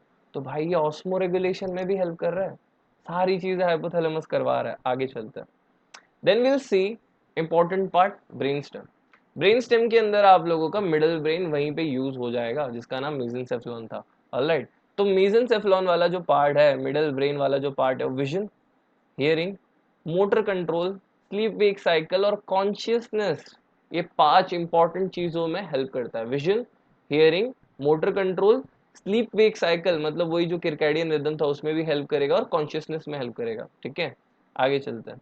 इसके बाद में पॉन्स के बारे में लिखा हुआ है, फेशियल एक्सप्रेशन एंड सेंसेशन। आपकी फेस बहुत बार बहुत सारी बातें बोल जाती है, तो वो पॉन्स कंट्रोल कर रहा है। सेंसेशन वाला जो पार्ट है, ठीक है, जो आप किसी भी चीज को सेंस कर पा रहे हो, वो भी कंट्रोल यहाँ पे होती है। बॉडी इक्विलिब्रियम, पोस्चर, आप कैसे खड़े हो, कैसे प्रॉपर पोस्चर है कि नहीं आपका, वो पॉन्स कंट्रोल करता है। मेडुला, मान के चलिए ये बहुत ही इंपॉर्टेंट पार्ट है, जो ब्लड प्रेशर कंट्रोल कर रहा है, ब्रीदिंग कंट्रोल कर रहा है, और कफिंग, swallowing, वॉमिटिंग जैसे इनसिग्निफिकेंट पार्ट भी कंट्रोल कर रहा है। ऑलराइट, चलिए एक एक करके देखते हैं सबको। तो मिड ब्रेन के पहले यहाँ पे बात करते हैं ब्रेन स्टेम की। Posterior part of the brain continuous with spinal cord. ठीक है, तो एक ऐसा जगह है ये ब्रेन स्टेम जो आगे जाके स्पाइनल कॉर्ड में बदलने वाला है। ठीक है, इतना बात समझ गया, आगे चलता है। ठीक है, इसके बाद में लिखा है responsible for basic life sustaining body functions. Basic life sustaining body functions में हेल्प करने वाला है ये। ठीक है, देखते हैं क्या कर रहा है। जैसे कि breathing, blood pressure, consciousness, swallowing. भाई स्वॉलोइंग जैसी इंपॉर्टेंट पार्ट है ब्रेन स्टेम के आसपास। 10 to 12 cranial nerves arise in brain stem. 10 में से 12 क्रेनियल नर्व्स यहाँ पे से रिलीज हो रही है ब्रेन स्टेम के यहाँ से, ठीक है, काफी इंपॉर्टेंस बढ़ा रहा है। फिर देखते हैं मेडुला वाला पार्ट, ठीक है। मेडुला वाला पार्ट जो नीचे का एरिया है वहां पे इन लोग ने लिखा हुआ है वैसोमोटर सेंटर है। वैसोमोटर कार्डिया वेस्कुलर सेंटर, मतलब आपके जो दिल की मूवमेंट है, कार्डियोवैस्कुलर मूवमेंट, वो यहाँ पे कंट्रोल हो रही है। रेस्पिरेटरी सेंसर, आप लोग जितना ब्रीदिंग कर रहे हो, कैसे कर रहे हो, वो सारी चीजें यहाँ कंट्रोल हो रही है। स्वॉलोइंग, कफिंग, वॉमिटिंग सेंटर, सारी चीजें। All descending sensory, descending motor track connecting spinal cord with other parts of the brain. मतलब एक छोटा सा काम ये भी करता है कि कनेक्ट करता है बाकी के ऊपर वाले पार्ट, जो सेरिब्रल हेमिस्फीयर है, आपका सेरिबेलम है, उससे कनेक्ट करता है ये वाला part. Brain pyramids on anterior side of the medulla, descending corticospinal track cross to opposite, ठीक है। आगे चलता है। Next we have pons. हमने जैसी बात किया था, फेशियल एक्सप्रेशन में काम आने वाला है, सेंसेशंस में काम आने वाला है। Controls body equilibrium posture, works with the medulla to regulate breathing. अभी मेडुला के साथ काम करेगा, किस में हेल्प करने वाला, ब्रीदिंग में। Pneumotaxic centre रिलेस information between cerebellum, cerebellum के साथ इंफॉर्मेशन बांटता भी है, सेरिब्रल हेमिस्फीयर इन सब के साथ बांटेगा। आगे then we have mid brain, ठीक है। अब मिड ब्रेन में आ जाएगा बड़ा इंपॉर्टेंट सा पार्ट, क्या है वो, चलिए देखते हैं। मिड ब्रेन जिसका नाम हमने मेसेनसेफेलॉन दिया था, यहाँ पे कुछ वर्ड्स थे, ठीक है। Participates in vision, hearing, motor control, sleep, wake cycle, consciousness. But wait a second, यहाँ पे एक नाम है आप लोगों की बुक में लिखा हुआ, जो आप लोग ढूंढने की कोशिश करो, बोलोगे सर आपने पढ़ाया नहीं, पर हम पढ़ाएंगे ना, ठीक है। अब यहाँ पे जो आप लोगों का नाम था, उसका नाम था क्वाड्रिजेमिना, कॉर्पोरा क्वाड्रीजेमिना, ठीक है। कॉर्पोरा क्वाड्रीजेमिना नाम के ऐसे कुछ तो पार्ट थे, जो टेक्निकली बने हुए हैं बाय 4 लोब्स। कितने लोब्स है, 4 लोब्स है। इन 4 लोब्स में से 2 सुपीरियर लोब है, ऊपर के साइड में सुपीरियर लोब्स है, एंड 2 इंफीरियर लोब्स है, सुपीरियर एंड इंफीरियर लोब्स, ठीक है। अभी जो सुपीरियर लोब्स है, इनका फंक्शन है अबाउट योर विजुअल रिफ्लेक्स। किस में काम आते हैं, विजुअल रिफ्लेक्स। अगर आपने किसी चीज पे अपनी आंखें गड़ा दी और आप उसको फॉलो कर रहे हो, तो आपका ये जो नेक है, नेक मसल्स है, हेड मूवमेंट है, वो कंट्रोल करेगा सुपीरियर लोब्स, ठीक है। एंड इसके बाद में नीचे वाला जो पार्ट है, अगर आपने किसी ऑडियो को सुना, अगर आपको पीछे से किसी ने पुकारा या तो फिर कोई आवाज आई, तो उस ऑडियो को, उस आवाज को फोकस करेगा और उसके हिसाब से हेड मूवमेंट करवाने वाला है इंफीरियर लोब्स, ओके। यहाँ पे और भी चीजें लिखी है, reticular formation scattered through out the brain stem. क्या कर रहे हैं यहाँ पे, रेटिकुलर फॉर्मेशन मतलब आप लोगों की ये जो ब्रेन के अंदर न्यूरॉन्स है, जब साथ में आते हैं, इनका जो फंक्शनैलिटी है थोड़ी सी बढ़ जाती है, इवॉल्व हो जाती है, ठीक है। क्या रिस्पॉन्सिबल है, कॉन्शियसनेस में हेल्प कर रहा है, पॉस्चर मेंटेन करने में भी हेल्प है, जनरल मसल टोन को भी हेल्प कर रहा है, मेजर विसरल फंक्शंस मतलब जो आपके वाइटल फंक्शंस है वो भी हेल्प कर रहा है, इंटरप्रिटेशन चीज़ों को समझने में, प्रोसेसिंग ऑफ नॉक्शियस स्टिमुलस। तो ये सारी चीज़ें कंट्रोल कर रहा है आप लोगों का रेटिकुलर फॉर्मेशन। नेक्स्ट, अभी आ गया आप लोगों के ब्रेन में little brain, also known as little brain, छोटा ब्रेन, ठीक है। ये सेकेंड लार्जेस्ट पार्ट है ब्रेन के अंदर का, responsible for coordinating, planning, executing movement. Coordinate करवा रहा है, कोऑर्डिनेशन मतलब देखो भाई किस चीज को हर हिसाब से करना पड़ता है आपके पास, या तो फिर एक्सट्रीमली हाई होगा, एक्सट्रीमली लो होगा, बट इनके बीच में आपको किस चीज की जरूरत है उसको कोऑर्डिनेट करवाने का काम सेरिबेलम कर रहा है। प्लानिंग, प्लानिंग के काम में हेल्प कर रहा है, एग्जीक्यूटिव मूवमेंट्स, ठीक है, एग्जीक्यूट करवा रहा है, बैलेंस, पोस्चर, स्पेशियल परसेप्शन, ठीक है। यहाँ पे इन लोग ने इंपॉर्टेंट बात लिखी है, integrate sensory information, fine tunes motor activity such as learn motor skills. आप लोग गाड़ी चलाना सीखते हो, आप लोग रोड पे चल रहे हो, या फिर जितनी भी चीज है जो कोऑर्डिनेटेड है, जो आप लोगों के बॉडी के लिए वाइटल है, ठीक है, और जो बेसिकली इनवॉलेंट्री मूवमेंट्स के अंदर आती है, वो कंट्रोल करता है आप लोगों का सेरिबेलम। अगर इसके अंदर आप लोग मान के चलिए कि अगर आप लोगों ने अल्कोहल कंजम्पशन किया, तो आप लोगों की जो चलने वाली जो पार्ट होती है, बैलेंस वाली जो पार्ट होती है, वो गड़बड़ हो जाती है। उसके पीछे आप लोगों का रिस्पॉन्सिबल है सेरिबेलम, ठीक है। तो यहाँ पे आप लोगों को मसल मेमोरी जो फॉर्म होती है, वो भी यहीं पे स्टोर होती है, ठीक है। अगर यहाँ पे अपन अरेंजमेंट पे बात करेंगे, अरेंजमेंट अगर आप लोग अच्छे से देखो तो यहाँ पे व्हाइट और ग्रे मैटर एक दूसरे के साथ इन्फ्यूज हो चुके हैं, मिक्स हो चुके हैं एकदम। इस मिक्सिंग की वजह से अगर आप लोग देखोगे तो ये जो पार्ट है आपको कुछ पेड़ के जैसा दिखने वाला है, ऐसा लग रहा है कि एक प्लांट के जैसा है। इसको हम लोग नाम दे देते हैं आर्बर वाइटे। आर्बर वाइटे का मतलब होता है plant of life, plant of life, arbor vitae. ठीक है, इनको आर्बर वाइटे इसलिए बोला जाता है कि सारी इंपॉर्टेंट चीजों को कंट्रोल कर रहा है ये। ठीक है, अगर इसमें अगर कुछ इशू आती है तो ये फेटल हो सकता है। ऑलराइट, आगे चलते हैं। Then we are gonna see about spinal cord.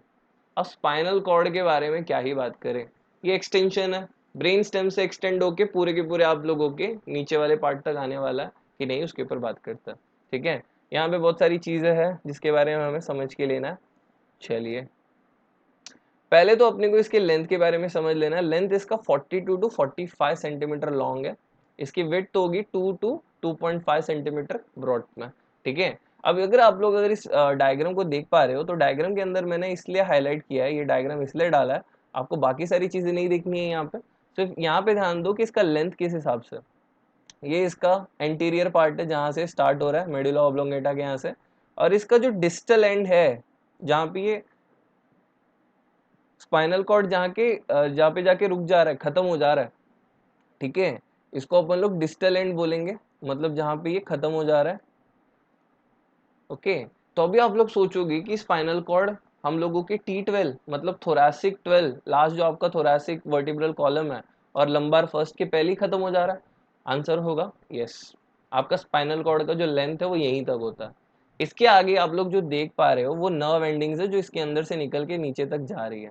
ठीक है, इसके ऊपर भी ऑब्वियसली जैसे आप लोगों के ब्रेन के ऊपर कवरिंग थी मेनिंजेस की, वैसे ही वर्टिब्रल कॉलम और आप लोगों के स्पाइनल कॉर्ड के बीच में भी कवरिंग होगी मेनिंजेस की। यहाँ पे भी CSF होने वाला है। ऑलराइट, वो सारी चीजें देखेंगे। बट यहाँ पे जो एक्सटेंशन निकल के आ रहा है यहाँ पे, ठीक है, इसको अपन लोग बोलेंगे, इसको अपन लोग बोलेंगे phylum, phylum terminal, final terminal. ठीक है, अब ये जो फाइलम टर्मिनल है टेक्निकली आप लोगों के मेनिंजेस से बना हुआ पार्ट है जो आपके स्पाइन को कवर करके रखता है। बट स्पाइनल कॉर्ड तो यहाँ पे खत्म हो गया, बट इसके नर्व्स जो निकल के नीचे तक आ रहे हैं ये कुछ ऐसा बना लेते स्ट्रक्चर जो कि हॉर्स के टेल के जैसा दिखता है। इसीलिए इन लोग ने यहाँ पे इसको नाम दिया हुआ है, जो एंड तक जा रहा है इसको इन लोग ने नाम दिया हुआ है कॉर्डा एक्विना। कॉर्डा एक्विना का मतलब अगर रफली ट्रांसलेट करें तो हॉर्स टेल ही होता है। ठीक है, तो आप लोगों के हॉर्स के टेल जैसा दिख रहा है ये वाला पार्ट, इसलिए हॉर्स टेल नाम दे दिया है इसको। ऑलराइट, तो यहाँ पे से आपके nerve endings most of the time निकलते हुए दिख रहे हैं अपने को। आगे चलते हैं, तो स्पाइनल कॉर्ड के अंदर जो भी यहाँ पे पार्ट दिया हुआ है, it is a long tubular bundle of nervous tissue protected by bony vertebral column meninges and CSF। इसको कवर किया गया है बोनी पार्ट। अगर आपको क्वेश्चन आया तो आप लोग बोलोगे वर्टिब्रल कॉलम ने इसको अच्छे से घेर रखा है। उसके बाद के सेक्शन है meninges and then we have CSF question करने के लिए। ठीक है, central canal continuous with the fourth ventricle carries CSF through the spinal cord. अभी जो सेंट्रल कैनाल है वो किसका एक्सटेंशन है, वेंट्रिकल्स का एक्सटेंशन है जो नीचे तक जा रहा है CSF पहुंचाते हुए। Extends from the brain stem to the lumbar region, lumbar region तक खत्म हो जाएगा। ओके, इसके बाद में information travels up spinal cord via afferent efferent. देखो भाई, इनके अंदर दो डिविजन है। ठीक है, अब स्पाइनल कॉर्ड के अंदर से न्यूरॉन निकलने वाले जो पार्ट होते हैं दो टाइप के होते हैं। एफेरेंट मतलब जो इन्फॉर्मेशन लेके आ रहा है, मान लिया स्किन पे टच किया तो स्किन पे से जो इन्फॉर्मेशन ब्रेन तक जा रहा है, एफेरेंट न्यूरल फाइबर्स। ठीक है, अब अगर दूसरा जो आपके ब्रेन से लेके आपके मसल्स तक जाएगा उसको हम लोग नाम दे देंगे इफरेंट फाइबर्स। ओके, आगे चलते हैं। तो अगर आप लोग यहाँ पे सेक्शन को अच्छे से देख पा रहे हो तो सेक्शन के अंदर कुछ पार्ट्स है जिसके ऊपर अपने को ऑब्वियसली बात करना है। ठीक है, चलिए, तो यहाँ पे व्हाइट मैटर आप लोगों का बाहर के साइड होने वाला है। एक्सटर्नल साइड व्हाइट मैटर होगा, अंदर के साइड ग्रे मैटर होगा। इसका जो अरेंजमेंट है इसके फंक्शन पे असर डालेगा सर, आंसर है यस।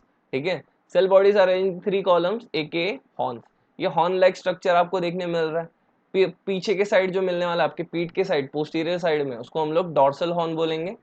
अभी आगे की साइड आपके बॉडी के जो मिलने वाला है उसको वेंट्रल हॉर्न बोलेंगे, और साइड्स में आपके जो मिल रहा है उसको लैटरल हॉर्न बोलेंगे। कितने हैं, पीछे डॉर्सल, आगे की साइड वेंट्रल, साइड्स में है जो लैटरल हॉर्न। अब इनके फंक्शंस क्या है वो भी बताता हूँ।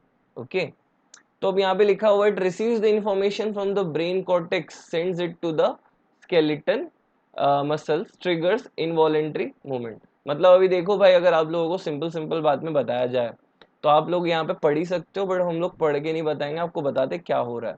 तो अब यहाँ पे से जो है इंफॉर्मेशन अंदर आती है, डॉर्सल जो पार्ट होता है वो मोस्टली सेंसरी पार्ट से अटैच्ड होता है। यहाँ पे जितने भी सेंसरी नर्व्स है वो यहाँ पे आके जुड़ते हैं, ठीक है, सेंसरी न्यूरॉन्स है वो यहाँ पे आके जुड़ते हैं और इन्फॉर्मेशन दे देते हैं डॉर्सल हॉर्न को। डॉर्सल हॉर्न फिर यहाँ पे जाने के बाद में यहाँ पे मिक्स टाइप ऑफ न्यूरॉन मिलता है, ठीक है, और यहाँ पे इन्फॉर्मेशन शेयर होती है सबके बीच में।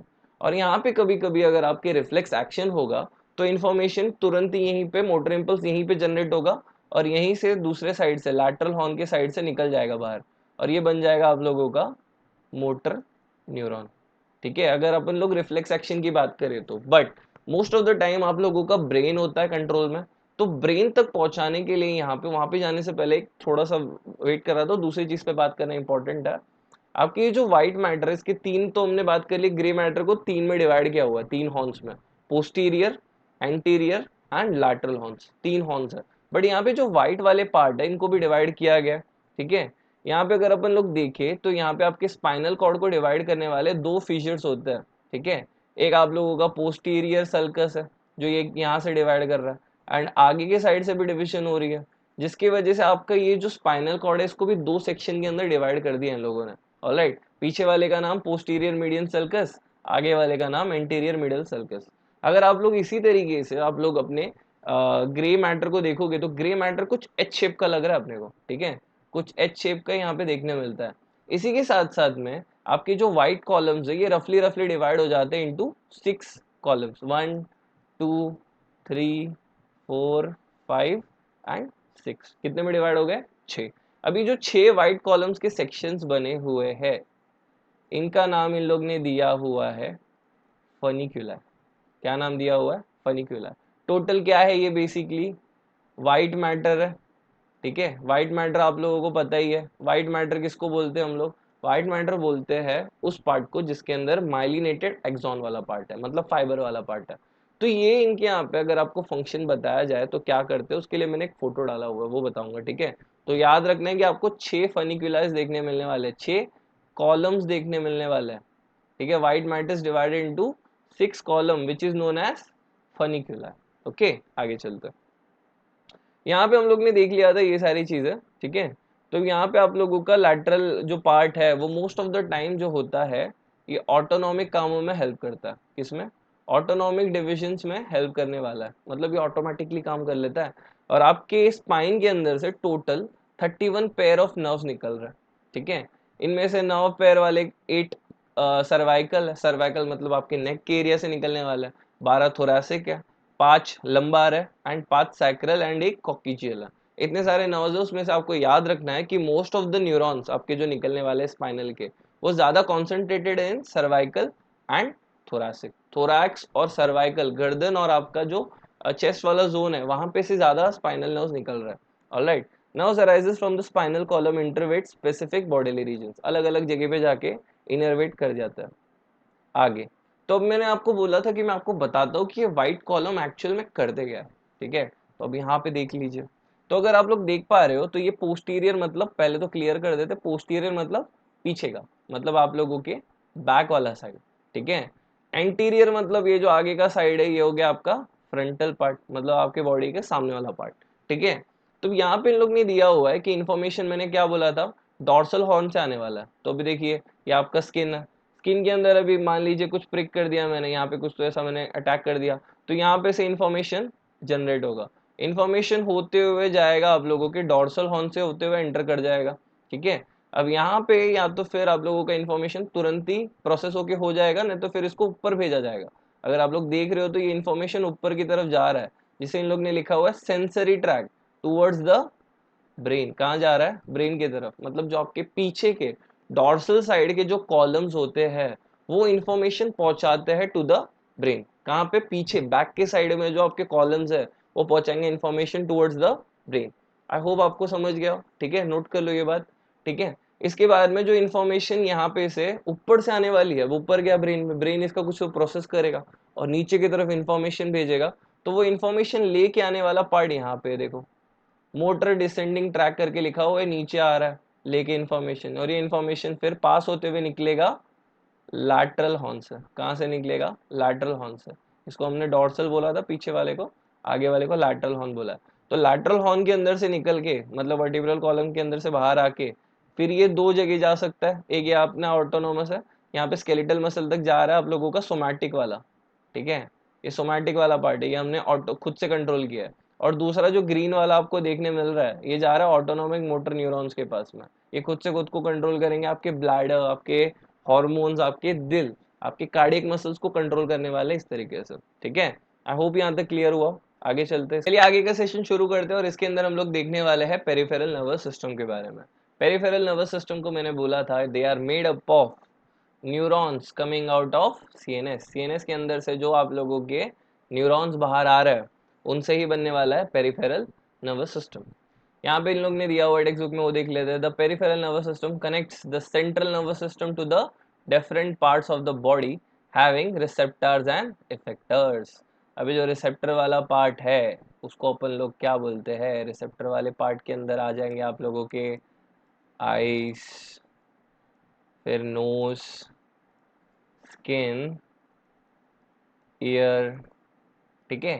तो ये सारे जो आप लोगों के स्पेशल सेंस ऑर्गन है, तो ये सारे लोग आप लोगों के रिसेप्टर वाले सेक्शन में आ जाते हैं, जो बाहर के जो एक्सटर्नल स्टिमुलस है, इंटरनल स्टिमुलस है, इनको लेते हैं और आपके सीएनएस की तरफ भेज देते हैं, आपके ब्रेन और स्पाइनल कॉर्ड की तरफ भेज देते हैं। इफेक्टर वो वाले ऑर्गन्स है जो कुछ डिफरेंस लाते हैं। अभी कोई आपके साथ कोई चीज हो रही है, जैसे कि आपके ऊपर एक स्पाइडर घूम रहा है, तो स्पाइडर को हटाने के लिए आपके मसल्स एक्टिवेट हो रहे हैं, ठीक है, मसल्स झटक देंगे ताकि वो स्पाइडर गिर जाए। तो वो वाला काम करते समय आप लोगों का इफेक्टर कौन बन गया? मसल। कौन बन गया? मसल्स, ठीक है। और कौन होते हैं? अभी आपने किसी चीज को देखा, ठीक है, तो उसकी वजह से या तो डर हो सकता है या फिर अच्छी फीलिंग आ सकती है। तो डर और अच्छी फीलिंग दोनों के दोनों कहाँ से जनरेट होंगे?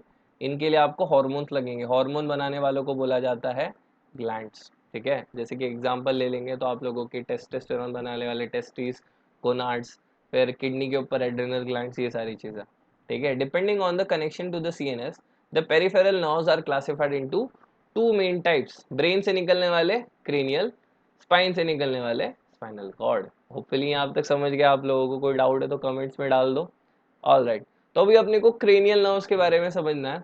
This nerves develop from the brain in all amniotes, मतलब सारे के सारे एमनियोट्स, जैसे कि रेप्टाइल्स, बर्ड्स और मैमल, सबके अंदर बनने वाला है। इसके अंदर total 12 pairs of cranial nerves है। कितने? 12 है, अपने को नाम याद रखना है। This nerves originate from the terminate from और टर्मिनेट इनटू द ब्रेन, मतलब आपके ब्रेन से शुरू होते वहीं पे खत्म हो जाता है, ठीक है।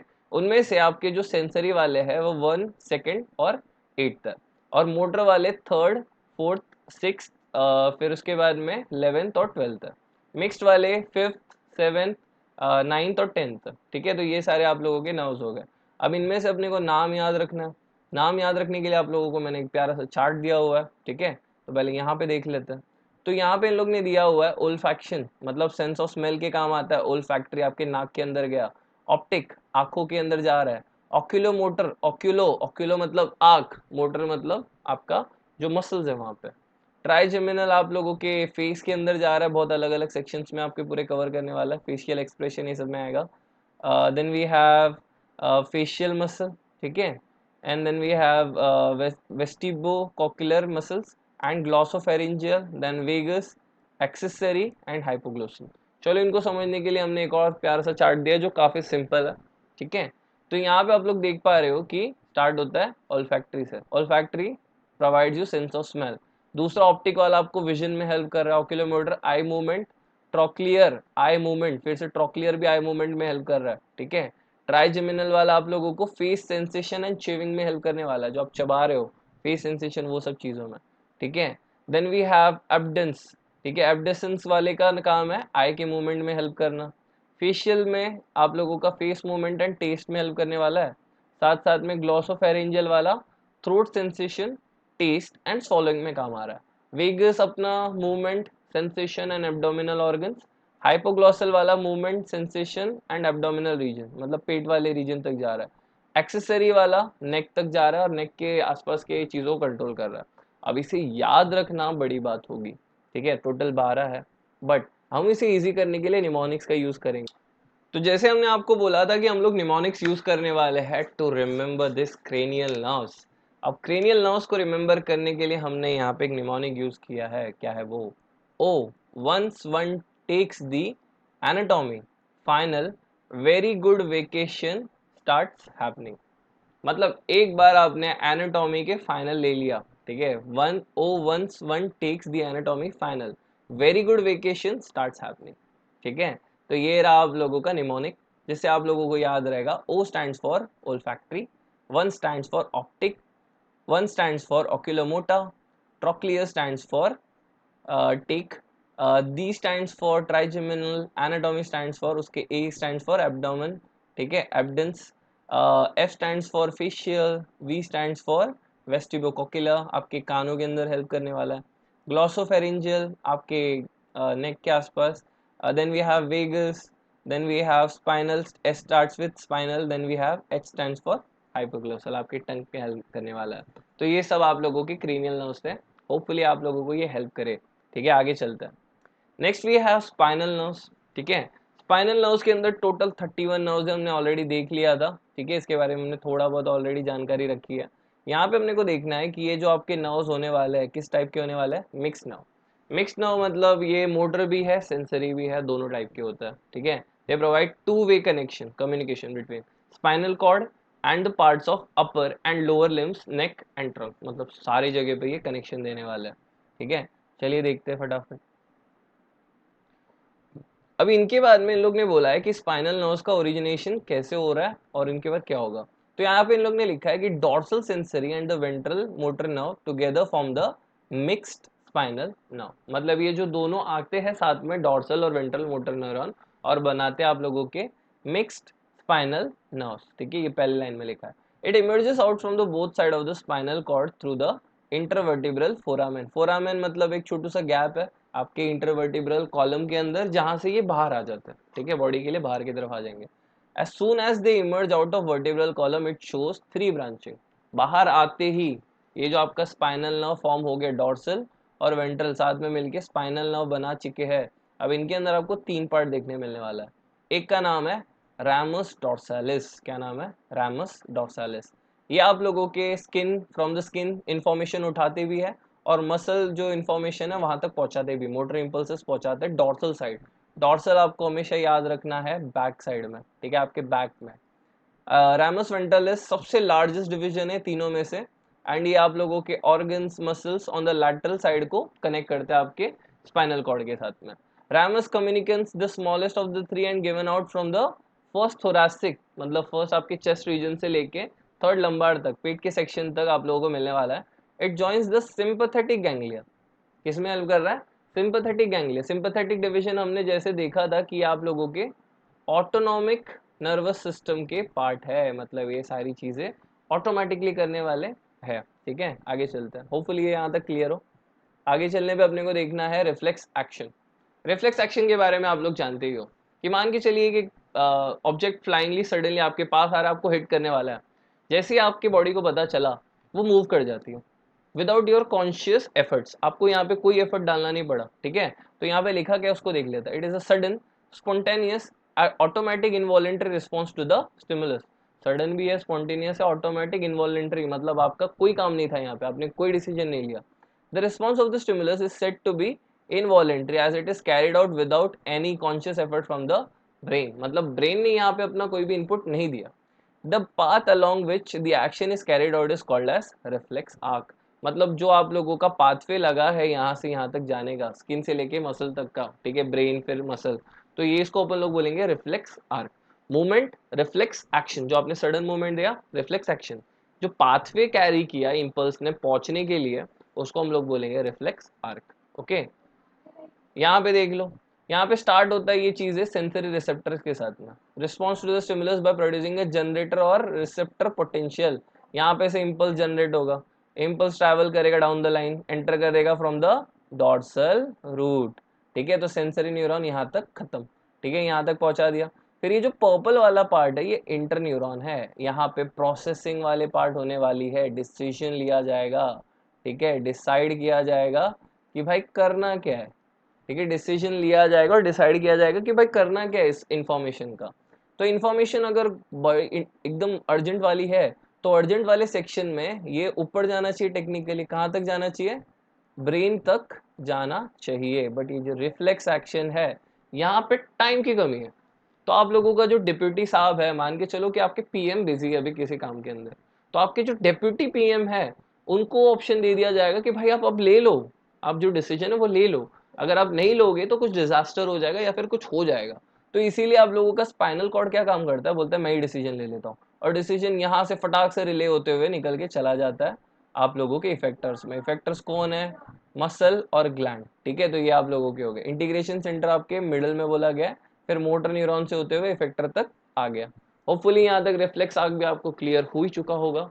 ठीक है, तो आगे बढ़ते हैं टॉपिक में और देखते हैं टाइप्स ऑफ रिफ्लेक्सेस कितने हैं। रिफ्लेक्सेस के अंदर पहला इन लोग ने कैटेगराइज किया था on the basis of control over actions. अभी कंट्रोल एक्शंस के ऊपर कौन कर रहा है, ब्रेन कर रहा है, तो क्रेनियल रिफ्लेक्स। अगर स्पाइन कर रहा है, स्पाइनल रिफ्लेक्सेस। ठीक है, तो ये बेसिक सी बात हो गई। इसके अंदर आप लोगों का जो क्रेनियल रिफ्लेक्स होगा वो थोड़ा सा स्लो होगा, क्योंकि आपके यहाँ से स्किन से लेके ब्रेन तक का जो डिस्टेंस है वो ज्यादा है, तो आप लोगों के इंफॉर्मेशन को ट्रैवल करने को भी टाइम ज्यादा लगने वाला है। तो ये क्या हो गया, slow action response. Spinal response on the other hand, ये आप लोगों के पास वाले लोकेशन पे है, तो इसका जो रिस्पॉन्स टाइमिंग है कंपेरेटिवली थोड़ा सा फास्ट है। ठीक है, तो इसके बाद में आप लोगों का एग्जांपल है क्रेनियल में, example watering of mouth on the site of smell of the good food. अच्छा खाना देखते ही आप लोगों के सलाइवा रिलीज होना शुरू हो जाती है माउथ के अंदर, वो हो गया क्रेनियल रिफ्लेक्स में। स्पाइनल रिफ्लेक्सेस के अंदर एग्जांपल आएगा withdrawal of the leg while stepping on something hot और पॉइंटेड। अगर आप लोग कहीं रास्ते पे चल रहे हो और वहां पे कांटा लग गया आप लोगों को, तो वहां पे जो रिफ्लेक्स एक्शन आएगा वो स्पाइनल रिफ्लेक्स होगा। ऑलराइट, नेक्स्ट दूसरा क्लासिफिकेशन था on the basis of previous experiences. अगर आपने ऐसे ही कोई सिचुएशन को इससे पहले भी एक्सपीरियंस किया है तो उसके हिसाब से दो टाइप के रिफ्लेक्सेस बनने वाले हैं। एक है अनकंडीशनल रिफ्लेक्स, जिसको प्रीवियस एक्सपीरियंस की जरूरत नहीं पड़ती। ठीक है, जैसे कि स्नीजिंग, कफिंग, यॉर्निंग, हिकअपिंग। मतलब आप हिकअप्स पहले करते थे, उसके अंदर आप गड़बड़ नहीं कर रहे थे, वो आपको हमेशा से आता था, मतलब एक तरीके से इंट्रिंसिक है। आपकी बॉडी को पता है कि हिकअप किस तरीके से होता है, फिर आप लोगों के कफिंग किस तरीके से होने वाली, सारी चीजें ऑलरेडी ट्रेंड है। ठीक है, तो इनबॉर्न रिफ्लेक्सेस को अपन अनकंडीशनल रिफ्लेक्सेस बोलते हैं। दूसरे रिफ्लेक्सेस जो हम लोग अपने लाइफ टाइम में बाय प्रैक्टिसिंग या फिर आप लोग बार बार उस एक्सपीरियंस को करने की वजह से आप लोगों की जो बेटरमेंट होती है रिफ्लेक्सेस में, उसको बोला जाता है कंडीशन रिफ्लेक्स या तो फिर लर्नड रिफ्लेक्सेस, जो आपने सीखा है। ठीक है, कंडीशन रिफ्लेक्सेस। तो इसके अंदर आएंगे swimming, dancing, cycling and motor riding. भाई बाइक बड़ी इंपॉर्टेंट है, बाइक चलाना एक आर्ट है। ठीक है, वो जो आर्ट के अंदर जब आप पहले पहले स्टार्ट करते हो तो आप सारी चीजों को कंट्रोल करने में थोड़ा टाइम लेते हो, बाइक शुरू ही थोड़ी सी डिलेड होती है, और उसमें से गियर को समझना अपने आप में टेंशन। ठीक है, बट जैसे जैसे आप लोग थोड़ा प्रैक्टिस करते हो, एक साल बीतता है गाड़ी चलाते चलाते, आप लोग देखते हो कि भाई ये जो राइडर है ये थोड़ा सा ज्यादा एक्सपीरियंस हो चुका है, अब इसको देखने की जरूरत नहीं पड़ती, गाड़ी फटाक से शुरू हो जाती है। ठीक है, initially this actions are voluntary, मतलब पहले पहले आपके ब्रेन को काम करना पड़ता है। When learning is being done, जब आप सीख रहे हो। Later after the perfection they become involuntary. एक बार आपने सीख लिया तो आपने देखा ही होगा कि भाई बहुत सारे साइकिल चलाने वाले, मोटर बाइक चलाने वाले हाथ छोड़ के भी दिखाते हैं। अब इसके पीछे इनका थोड़ा सा सेफ्टी रीजंस भी है, थोड़ा सा सेफ नहीं है, बट यहाँ पे इसके साथ साथ में इनकी प्रैक्टिस भी है, इन्होंने काफी बार ये सब करके देखा है, दो चार बार गिरे भी होंगे, सर फुड़ाया भी होगा, बट इसमें ही तो मजा है। ठीक है, this were first studied by E Pavlov on salivation in dog. मतलब ये जो आपके पावलोव करके एक्सपेरिमेंट थी, इन्होंने कंडीशन किया था डॉग को इस तरीके से कि भाई जैसे ही घंटी बजती थी ये डॉग सेलिब्रेट करने लग जाता था। ठीक है, ट्रेनिंग किया जाता है, इसे ट्रेनिंग कहा जाता है। आगे थर्ड नंबर पे थर्ड टाइप ऑफ क्लासिफिकेशन है according to the number of synapses involve. अगर आप लोगों का एक सेंसरी न्यूरॉन, एक इंटर न्यूरॉन और एक मोटर न्यूरॉन इन्वॉल्व है, तो वो हो जाएगा सिंपल मोनोसिनेप्टिक रिफ्लेक्स। ठीक है, सिंपल मोनोसिनेप्टिक रिफ्लेक्स। एग्जाम्पल है नी जर्क रिफ्लेक्स, आपके घुटने पे अगर किसी ने मारा तो वहां पे मूवमेंट होती है लेग की, नी jerk reflex. Complex synaptic reflex के अंदर एग्जाम्पल आएगा साइकिलिंग, स्विमिंग। ठीक है, तो इसके अंदर बहुत सारे न्यूरॉन्स की जरूरत पड़ती है, बहुत सारे मसल्स को एक्टिवेट करने के लिए। Complex polysynaptic reflex. आगे बढ़ते हैं। तो यहाँ पे एक एग्जांपल दिया हुआ है नी जर्क रिफ्लेक्स का। आपने हिट किया आपकी नी पे, यहाँ पे हिट हुआ तो टेंडन्स के अंदर जितने भी थे या फिर आपके आसपास के मसल के ऊपर जितने भी रिसेप्टर्स थे वो फायर किए। ब्लू कलर में दिखाया गया देखो। Stretching stimulate sensory receptor, stretching की वजह से इंपल्स जनरेट हुआ। इंपल्स फिर कहाँ से होते हुए गया, सेंसरी न्यूरॉन से होते हुए एंटर किया from the dorsal root to the spinal cord. कुछ इन्फॉर्मेशन ब्रेन की तरफ भी गया, ठीक है। इसके साथ साथ में इन्फॉर्मेशन फिर कहाँ पे आया आप लोगों के, यहाँ पे कंजक्शन हुआ इंटरन्यूरॉन और उसका, फिर यहाँ से इन्फॉर्मेशन होते हुए निकला दो साइड से, दो मोटर न्यूरॉन एक्टिवेट हुए, ठीक है। तो दोनों का एक्टिवेशन की वजह से आप लोगों का नी मूवमेंट हो गया। ओके आगे। Then we are gonna see one of the most crucial and important nervous system जिसका नाम है ऑटोनॉमिक नर्वस सिस्टम, जो आपके बिल्कुल भी कंट्रोल में नहीं है, ठीक है। आपके दिल आपकी बात नहीं सुनता, उसके पीछे रीजन यही भाई साहब है, ठीक है। आगे चलते हैं। Involuntary branch of the PNS extends from the CNS to target organ via two neuron chain interacts at the autonomic ganglion। मतलब इसके बारे में बताता हूँ क्या हो रहा है। यहाँ पे दो टाइप के फाइबर्स है, pre ganglion fibre synapsis with the cell body of the second neuron, जो आपका सेकेंडरी न्यूरॉन है उसके साथ में सिनाप्स बना रहा है, ठीक है। इनरवेट्स इफेक्टर ऑर्गन, जो पोस्ट गैंग्लियोनिक वाले हैं ये आपके इफेक्टर्स के ऊपर जाके सिनाप्स बना रहे हैं, यहाँ पे जाके चिपक जा रहे हैं, ठीक है। तो पोस्ट गैंग्लियोनिक फाइबर वहां पे, प्री वाले सेंसरी वाले डिपार्टमेंट के आसपास है, पोस्ट वाले आप लोगों के यहाँ पे इफेक्टर वाले साइड में, ठीक है। Both systems are active on one dominates other depending on situation. मतलब अगर आप लोगों का कौन सा डोमिनेट कर रहे हैं यहाँ पे उसके हिसाब से अपना काम चलता है। क्योंकि इनिबिटिंग वाले पोस्ट सिनेप्टिक आपने देखा था पोटेंशियल बनता है, या फिर एक्साइटेटरी पोस्ट सिनेप्टिक पोटेंशियल भी बनता है। उसके ऊपर रिस्पॉन्सिबल थे आप लोगों के सिनाप्स के अंदर एक हार्मोन जैसा कुछ तो एक केमिकल आ रहा था जिसका नाम था न्यूरो ट्रांसमीटर। अब यहाँ पे सारा खेल न्यूरो ट्रांसमीटर का हो रखा, कैसे चलिए बताता हूँ। ड्यूरल innovation of the organs by both sympathetic and parasympathetic division, जैसे हमने देखा था इनके अंदर दो डिविजन्स है। एक्सेप्शन कुछ है जहाँ पे most arterioles vein sweat glands only innervated by sympathetic nervous system. कुछ को सिर्फ आप लोगों का सिंपैथेटिक वाला ही कंट्रोल करता है, जैसे कि आपके आर्टेरियल्स वेन्स स्वेट ग्लैंड ये सारी चीजें, ठीक है। आगे चलते हैं। पहले तो सिंपैथेटिक को समझते हैं। सिंपैथेटिक को यहाँ पे इन लोग ने दिया हुआ है इन वन लाइनर, फाइट और फ्लाइट फंक्शन के लिए बड़ा रिस्पॉन्सिबल है, आपके बॉडी को अलर्ट रखने के लिए रिस्पॉन्सिबल है। आप कोई भी चीज इंपॉर्टेंट कर रहे हो वहां पे अटेंशन की जरूरत है, तो ये सिंपैथेटिक नर्वस सिस्टम आपके बॉडी के अंदर की सारी एक्टिविटी को मैक्स आउट कर देगा, बोलेगा कि भाई पूरी तरीके से फोकस करो, एनर्जी बनाओ, ठीक है। Activated when individual expose to stressful situation. बच्चों के लिए स्ट्रेसफुल सिचुएशन क्या हो रखा अभी के लिए, एग्जाम आने वाली है बहुत जल्दी, तो वो उनके लिए स्ट्रेसफुल सिचुएशन है। अब सबके सब जाग गए हैं, बोल रहे कि भाई वन शॉट सर भेजिए, कुछ तो इंपॉर्टेंट सीख लेंगे। Originates in thorax lumbar region of the spinal cord. T1 से लेके L2 तक जो आप लोगों के न्यूरॉन्स निकल रहे हैं most of them are sympathetic, ठीक है। फिर इसके अंदर से प्री गैंग्लियोनिक वाले जो एक्सॉन्स है वो लेंथ थोड़ा सा छोटा होगा, पोस्ट गैंग्लियोनिक वाले जो होंगे थोड़े से लंबे होंगे, ये आपको याद रखना है। इसके बाद में अपने को सिर्फ इतनी बात याद रखनी है कि यहाँ पे न्यूरो ट्रांसमीटर रिसेप्टर लास्ट में जाके कौन सा निकलने वाला है, ठीक है। ये जो आप लोगों का सिंपैथेटिक वाला है इसके अंदर जो हीरो है आप लोगों के न्यूरो ट्रांसमीटर उसका नाम है नोरेपिनेफ्रिन, ठीक है। या फिर इनको बोल सकते हो आप लोग एड्रेनलिन के नाम से आप लोग जानते हो, पबजी खेलने वालों को पता होगा एड्रेनलिन एंड नॉर एड्रेनलिन, ठीक है। ये आपके बॉडी के अंदर के सारी चीजों को बढ़ा देता है, एटीपी सिंथेसिस बढ़ा देता है, सब कुछ खपत ग्लूकोज की बढ़ जाती है, तो ये भाई साहब है एड्रेनलिन, ठीक है। ऑलराइट आगे चलते हैं यहाँ पे और देखते हैं अपने पैरासिम्पैथेटिक डिवीजन के बारे में। देखो भाई सिंपैथेटिक और पैरासिम्पैथेटिक के अंदर अभी पैरासिम्पैथेटिक को देख लेते हैं। सिंपैथेटिक देख लिया हमने कि आपको अलर्ट रखता है, जागृत रखता है, एग्जाम के टाइम पे सोने नहीं देता है। तो पैरासिम्पैथेटिक वाला क्या करता है, आपको आराम और डाइजेस्ट करने में हेल्प करता है। फंक्शन कंजर्व स्टोर्स एनर्जी, ठीक है। मेंटेन्स हाउसकीपिंग फंक्शंस, मतलब सारी चीजें जो आप लोग घर में आपको नॉर्मल रखने के लिए चाहिए। इनका ओरिजिनेट होता है क्रेनियोसैक्रल एरिया ऑफ स्पाइनल कॉर्ड, मतलब क्रेनियोसैक्रल सैक्रम वाला एरिया, ठीक है। तो वहां पे मोस्ट ऑफ द टाइम ये निकलता है, ठीक है। तो ये जो इन लोग ने दिया हुआ है।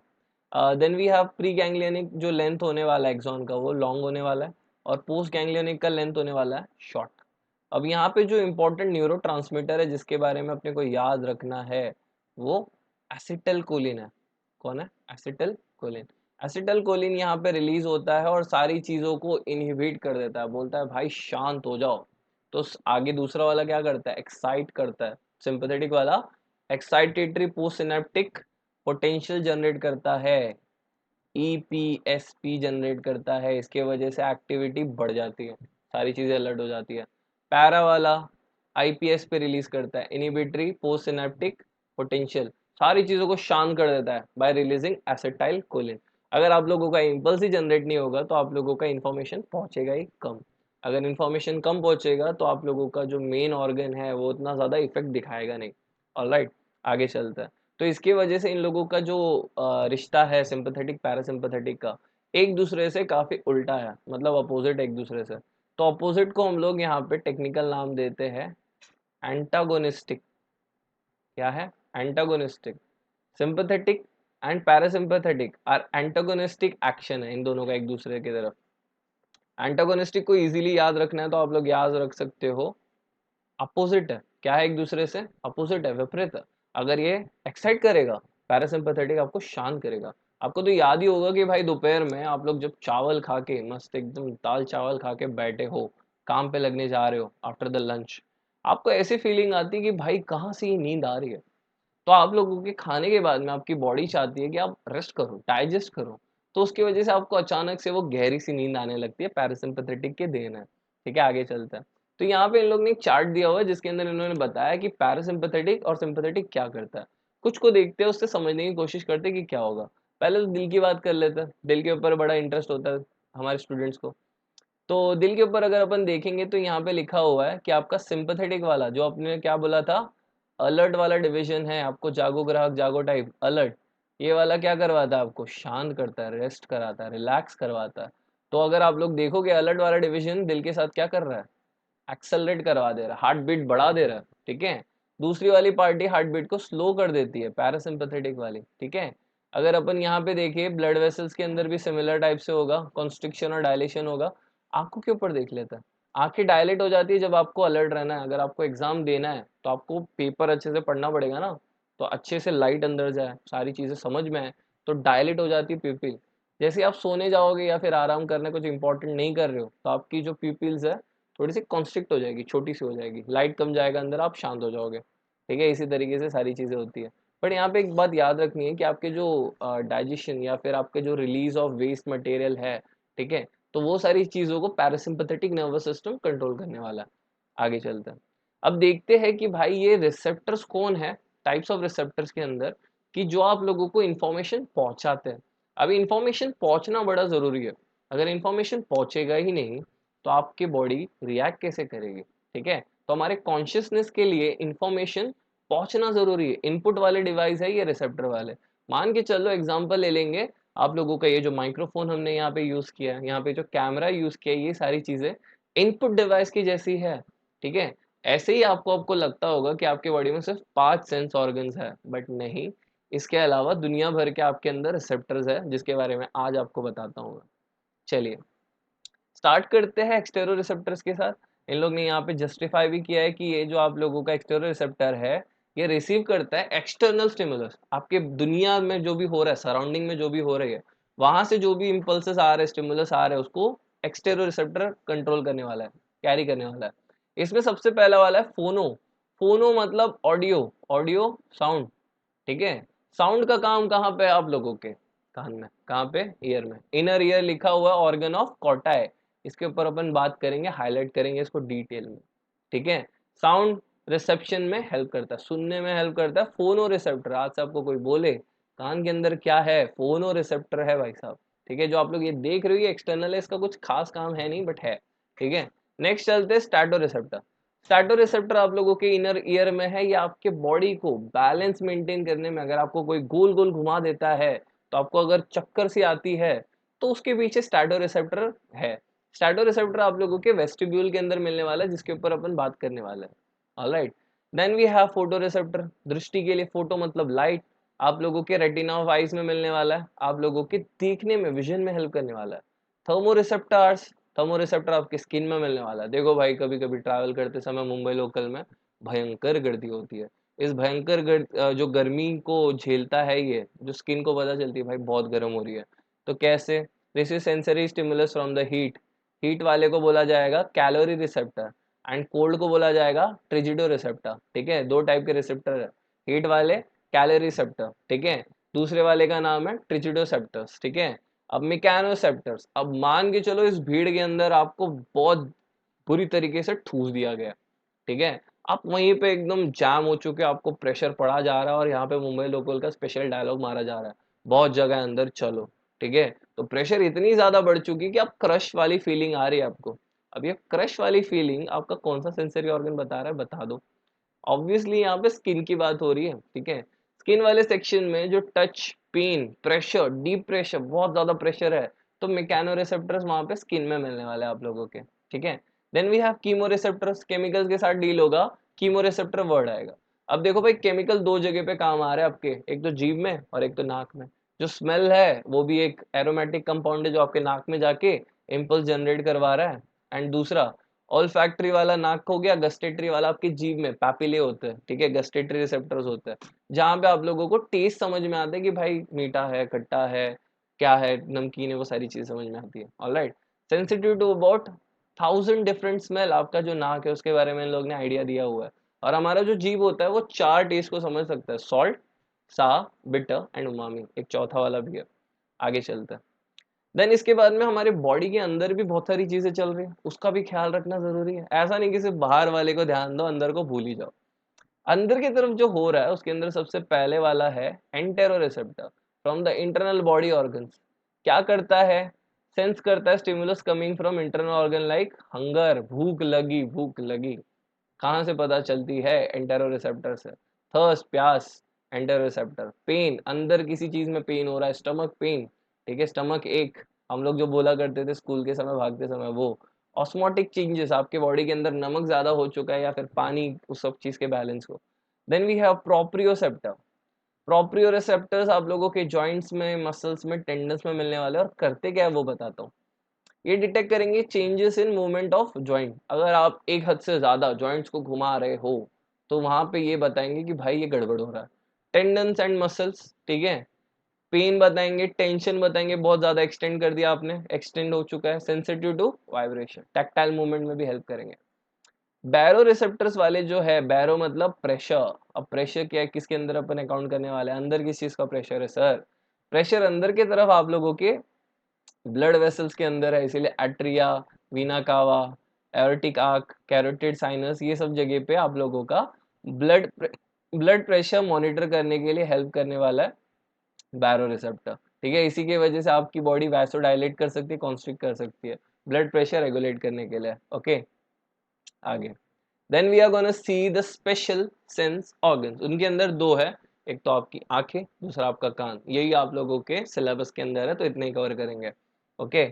चलो भाई, पहले आप लोग देख लो ये आंखों की फोटो, बड़ी प्यारी प्यारी सी। अब प्यारी प्यारी सी पे ध्यान नहीं देना, इनके अंदर 3 लेयर हो रखे हैं।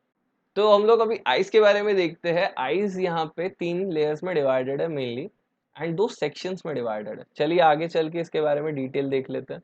तो 2 सेक्शंस जो बन रहे हैं, आगे वाला सेक्शन एंटीरियर, आगे एंटीरियर, ठीक है।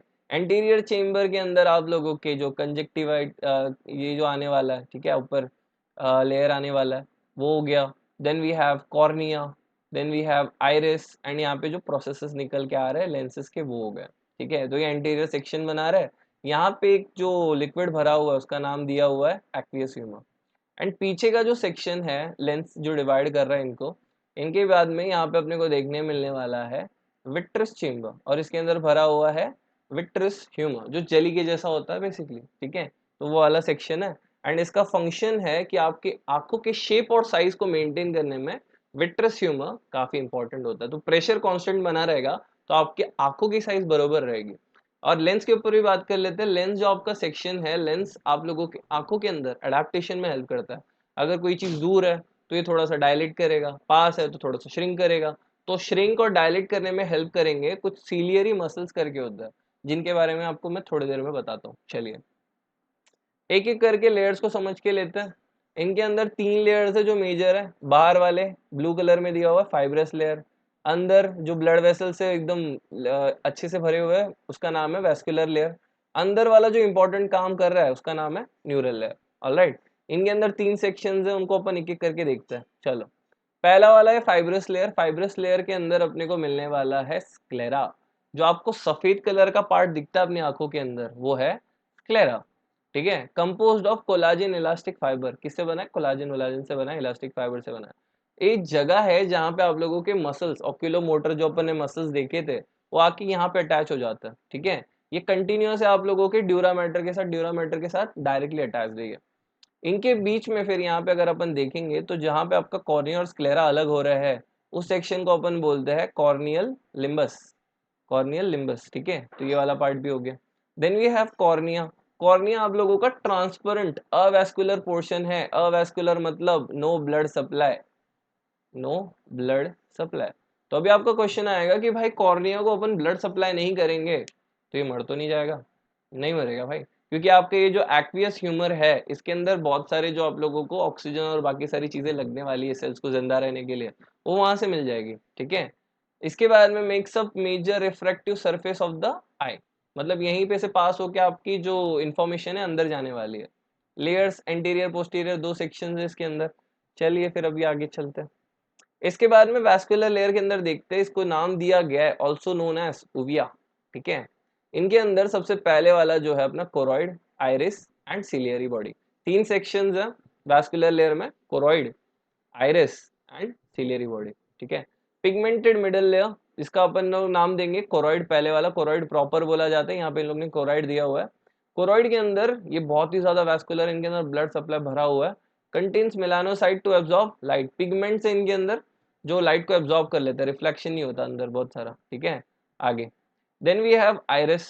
आइरिस का जो फंक्शन है, अगर आप लोग ने कलर कलर बोला है कि भाई मेरी आंखों का कलर पिंक, मेरी आंखों का कलर रेड, मस्ती कर रहा हूँ, रेड और पिंक नहीं होता। ब्लू से लेके जो आपके ब्राउन वाले तक जो आपका है पार्ट, वो वाले सेक्शन में जो कलर दिखता है आपको आंखों का, वो आइरिस वाला पार्ट होता है। Visible coloured portion surrounding प्यूपिल। इनके बीच में ये जो आपको ये जो छोटा सा छेद दिख रहा है जहाँ पे से लाइट अंदर जाती है उसको प्यूपिल बोला जाता है। ठीक है, next composed of two muscles. मतलब ये डायलेट भी होते हैं, श्रिंक भी होते हैं। अगर आप बहुत ज्यादा लाइट वाले सेक्शन में चले गए, ठीक है, तो बहुत लाइट अंदर जा रही है तो कॉन्स्ट्रिक्ट कर जाएंगे, छोटे हो जाएंगे। ठीक है, जो होल है वो छोटा हो जाएगा।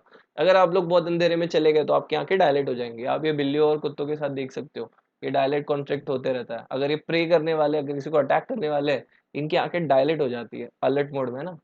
Then we have distance vision, dim light, sympathetic activation और डायलेट विजन। ठीक है, तो ये सब इन लोग ने बताया हुआ है। Then we go to ciliary body.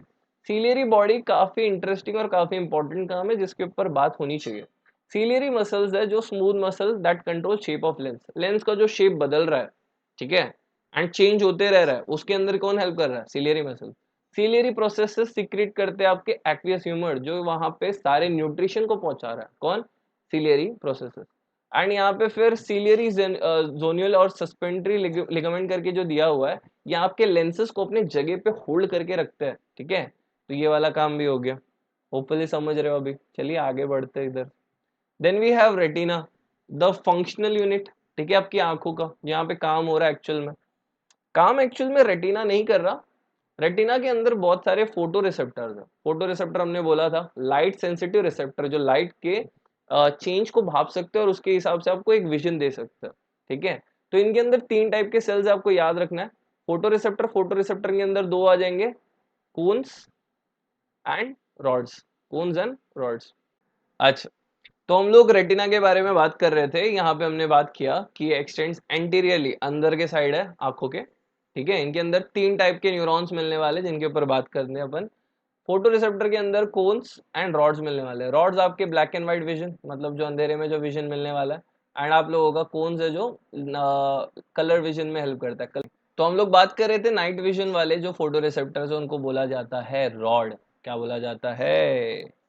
Rod बोला जाता है। होपफुली विजिबल हूं मैं। ठीक है, डिम लाइट में काम करते हैं, non colour vision, no colour. More numerous, बहुत ज्यादा होते हैं।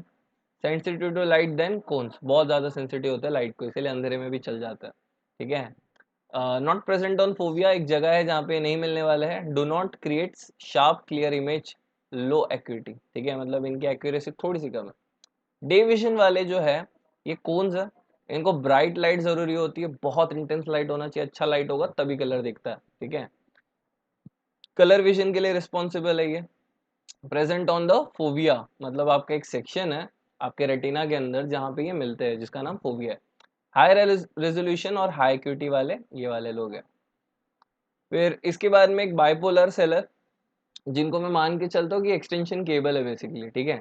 इनका काम है इम्पल्स को डायरेक्ट करना towards the ganglion cell, connect करते हैं synapse with ganglion cell. Ganglion cells फिर उसके बाद में आप लोगों के मेन न्यूरॉन है, जो यहाँ से पूरा का पूरा एक्शन पोटेंशियल जो यहाँ पे सिग्नल बना है उसको एक्शन पोटेंशियल बोल रहे हैं, जो यहाँ से उठा लेंगे और फिर ऑप्टिक नर्व से होते हुए निकल जाएंगे आप लोगों के ब्रेन तक, ऑप्टिक कॉर्टेक्स तक, ठीक है। देन ऑप्टिक डिस्क वो जगह है जहाँ पे आप लोगों का एक भी ये जो फोटो रिसेप्टर से नहीं मिलते, some spot where optic nerve exits आए, जहाँ पे से आपका ऑप्टिक नर्व निकल जा रहा है, ठीक है।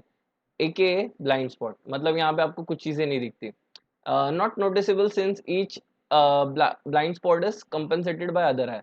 आपको दिखता क्यों नहीं है, उसके पीछे रीजन ये है कि आप लोगों का जो ये आंख है, ये थोड़ी चीजों को हटा देता है। जैसे कि एग्जांपल लेंगे कि आपका ये जो नाक है हमेशा आपके फील्ड ऑफ व्यू में होता है, बट आपको कभी दिखता नहीं है, क्योंकि ये नॉट सो इम्पोर्टेंट है आपके हिसाब से, आपके आंखों के हिसाब से।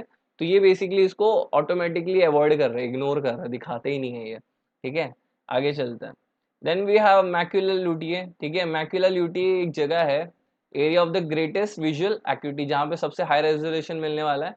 कंटेन्स मेनली कोन, सिर्फ कौन सी मिलते हैं ये जगह पे ज्यादा करके, only portion of the eye with enough cone density to allow detail colour vision, hard focus, जो आपको देखने मिलता है ना एकदम सेंट्रल विजन जो होता है, वो इनकी वजह से हो रहा है। लैटरल टू ब्लाइंड स्पॉट, आपके जो ब्लाइंड स्पॉट है उसके साथ बाजू बाजू में ही है।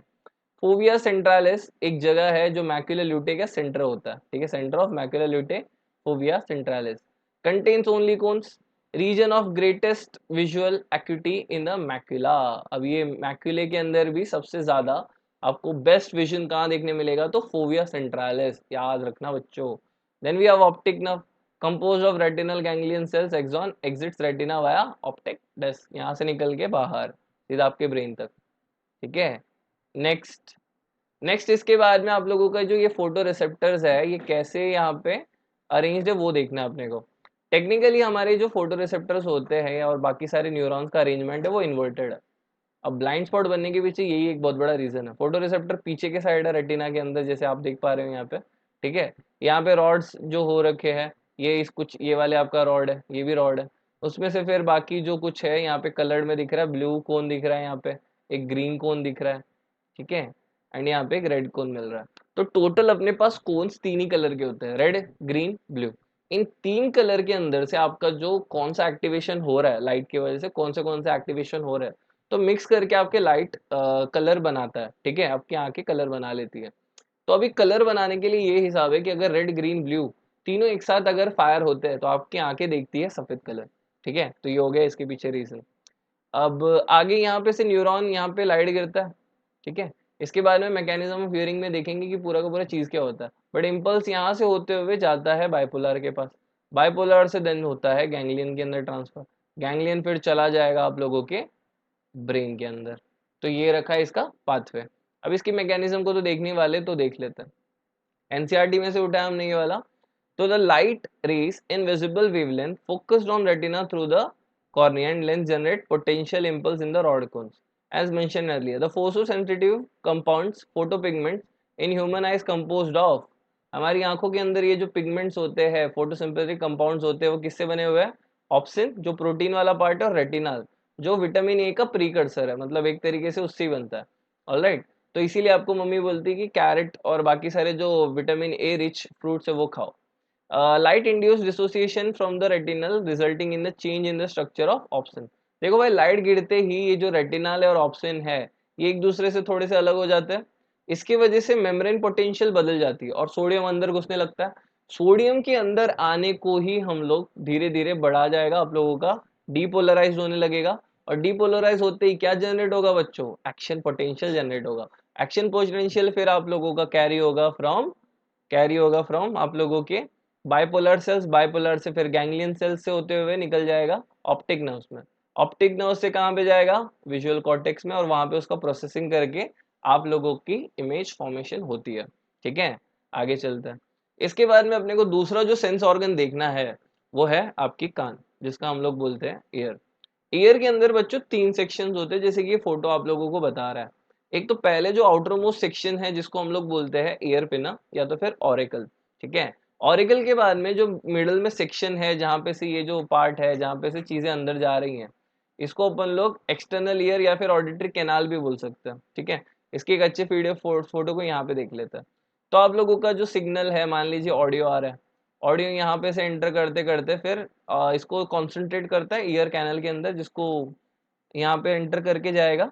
फिर ये जो वाइब्रेशंस है, ये जो चेंज इन एयर प्रेशर है जो आप लोगों का, ये जाके हिट करता है आप लोगों के टिम्पैनिक मेम्ब्रेन को।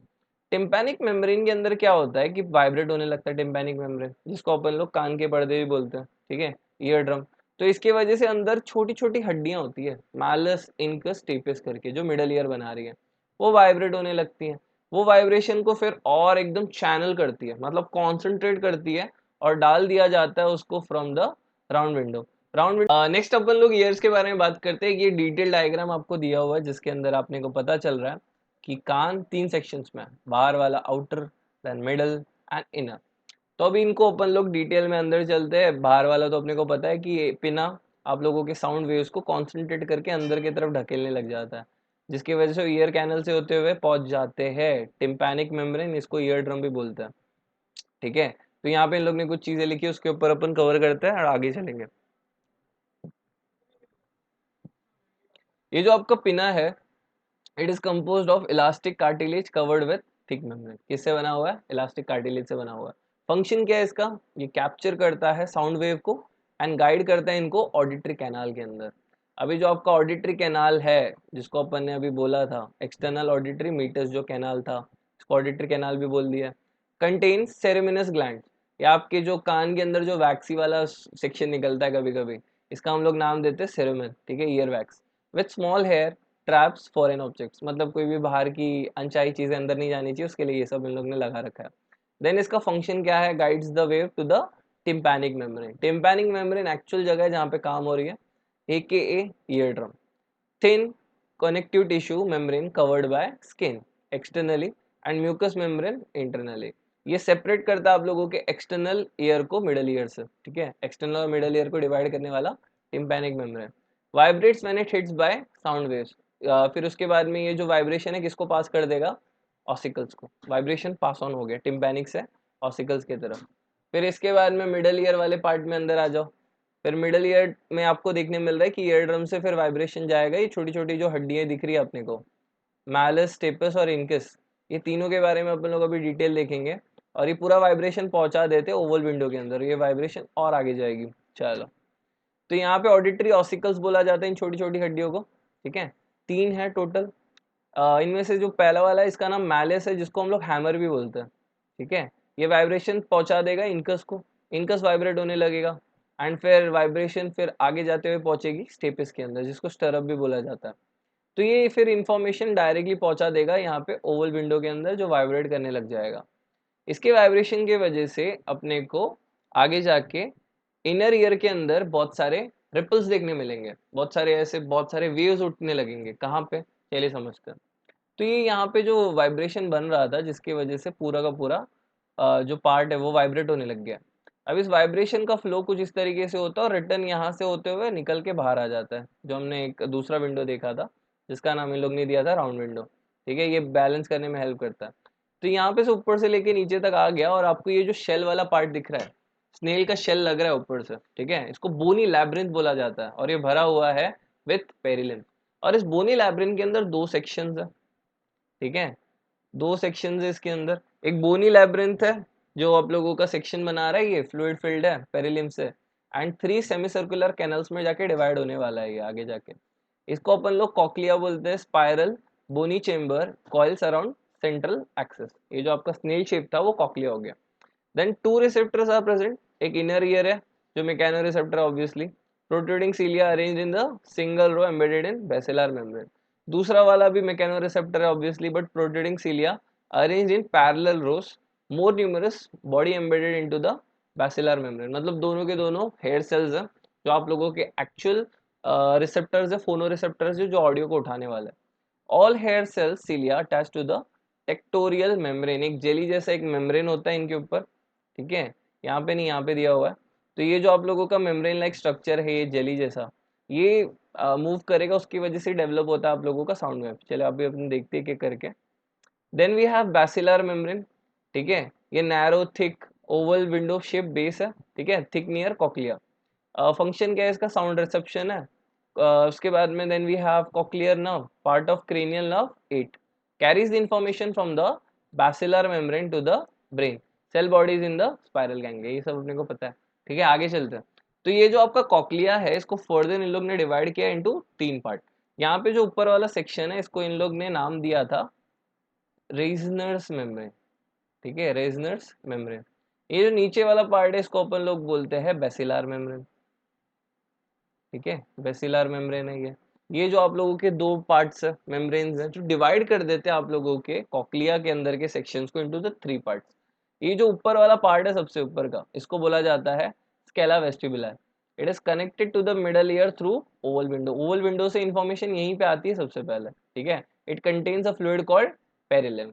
ओके, यहाँ तक क्लियर है, ठीक है। आगे देन इसके बाद में नीचे वाले की बात कर लेते हैं। सबसे नीचे, नीचे वाले का नाम है स्केला टिम्पैनी, क्योंकि ये टिम्पैनिक मेम्ब्रेन के आसपास, इसके लिए नाम पड़ेगा scala tympani. Connected to the middle ear through round window, contains same perilymph. But बीच वाला जो पार्ट है, ये हमारे इंटरेस्ट का है, इसका नाम है स्केला मीडिया, मिडल में ना, scala media. Cochlear duct, organ of Corti है, इसके पास है ऑर्गन ऑफ कोटा है, एक स्पेशल सेक्शन जहाँ पे आप लोगों को देखने मिलने वाला है हेयर सेल्स, ठीक है। नीचे आप लोगों को इसको जूम करके दिखाया हुआ है, ठीक है। नीचे अपन देख पा रहे हैं कि यहाँ पे टेक्टोरल मेम्ब्रेन है ऊपर, ठीक है, ये वाइब्रेट होता है जब आप लोगों का ये वाइब्रेशन होने वाला है बेसिलर मेम्ब्रेन के अंदर। तो मान के चलिए कि जब वाइब्रेशन होगा, तो ये जो हेयर सेल्स है, ये टेक्टोरियल मेम्ब्रेन को ऐसा अटैच होके, ठीक है, ये बेंड होने लगता है। इनके बेंड होने की वजह से आप लोगों का जो परमिएबिलिटी है चैनल्स का, ठीक है, मैकेनो रिसेप्टर्स होते हैं, वो खुल जाते हैं। उनके खुलने की वजह से सोडियम अंदर गया। सोडियम जब एंटर करता है तो क्या होता है बच्चों, डीपोलराइजेशन। अब डीपोलराइजेशन की वजह से आप लोगों का ये जो हेयर है, मतलब हेयर सेल्स है, उनकी वजह से जनरेट हो गया इम्पल्स। और इम्पल्स होते हुए फिर नीचे नीचे से निकल जाता है आप लोगों के ऑडिटरी नर्व्स, जो पहुंच जाते हैं आप लोगों के ब्रेन के अंदर। बट इसको अपन लोग फिर से देखने वाले हैं आगे। 3 चेम्बर्स है, superior chamber superior to cochlea, alright, with vestibule next to oval window. इसके अंदर पेरिलियम भरा हुआ है, पता है अपने को, conduct sound vibration for hearing proprioception. Scala media middle chamber, cochlear duct है यहाँ पे, फिल्ड विद एंडोलिम। फिर इसके बाद में स्केला टिम्पैनी इंफीरियर चेम्बर है, सबसे नीचे वाला, attaches to the round window, ये भी पेरिलियम से भरा हुआ है। अब आप लोगों का एक्चुअल में क्वेश्चन आना चाहिए कि भाई आप लोगों का हियरिंग होता कैसे, आपको सुनाई कैसे देती है। तो वही वाली बात है, यहाँ पे इन लोग ने बताया होगा, ठीक है। The external ear receives sound waves and directs them to the ear drum. तो बाहर का जो कान है, वो वाइब्रेशन को चैनल कर देगा टुवर्ड्स ईयर ड्रम, जिसको अपन ने टिम्पैनिक मेम्ब्रेन बोला। वो वाइब्रेट हो रहा है, ठीक है। उसके वाइब्रेशन होने की वजह से ear drum vibrates in response to the sound waves and this vibration are transmitted through ear ossicles. अब ये जो छोटी छोटी हड्डियां हैं, इस चीज को एम्पलीफाई करेंगी, मतलब बूस्ट कर देंगे इस सेंसेशन को, ठीक है, वाइब्रेशन और बढ़ेगा। और ये पास कर देंगे फिर इन लोग ओवल विंडो के अंदर। ओवल विंडो के बाद में कॉन्टैक्ट में कौन था, स्केला वेस्टिबुला, ठीक है। स्केला वेस्टिबुला की वजह से अंदर चला गया कॉक्लिया के अंदर। वो जो इन्फॉर्मेशन अंदर गया, जिसकी वजह से अंदर जो जितनी भी फ्लूइड थी वो मूव करने लगेगी, ठीक है। यहाँ पे दिया waves in the lymph induces a ripple in basilar membrane. Ripple मतलब मूवमेंट, ठीक है। ये जो बेसिलर मेम्ब्रेन का मूवमेंट हो रहा है, this movement of the basilar membrane bends the hair cell bend हो गया, repressing them against the tectorial membrane. Tectorial membrane के अगेंस्ट बेंड हो गया, सब प्रेस हो गया।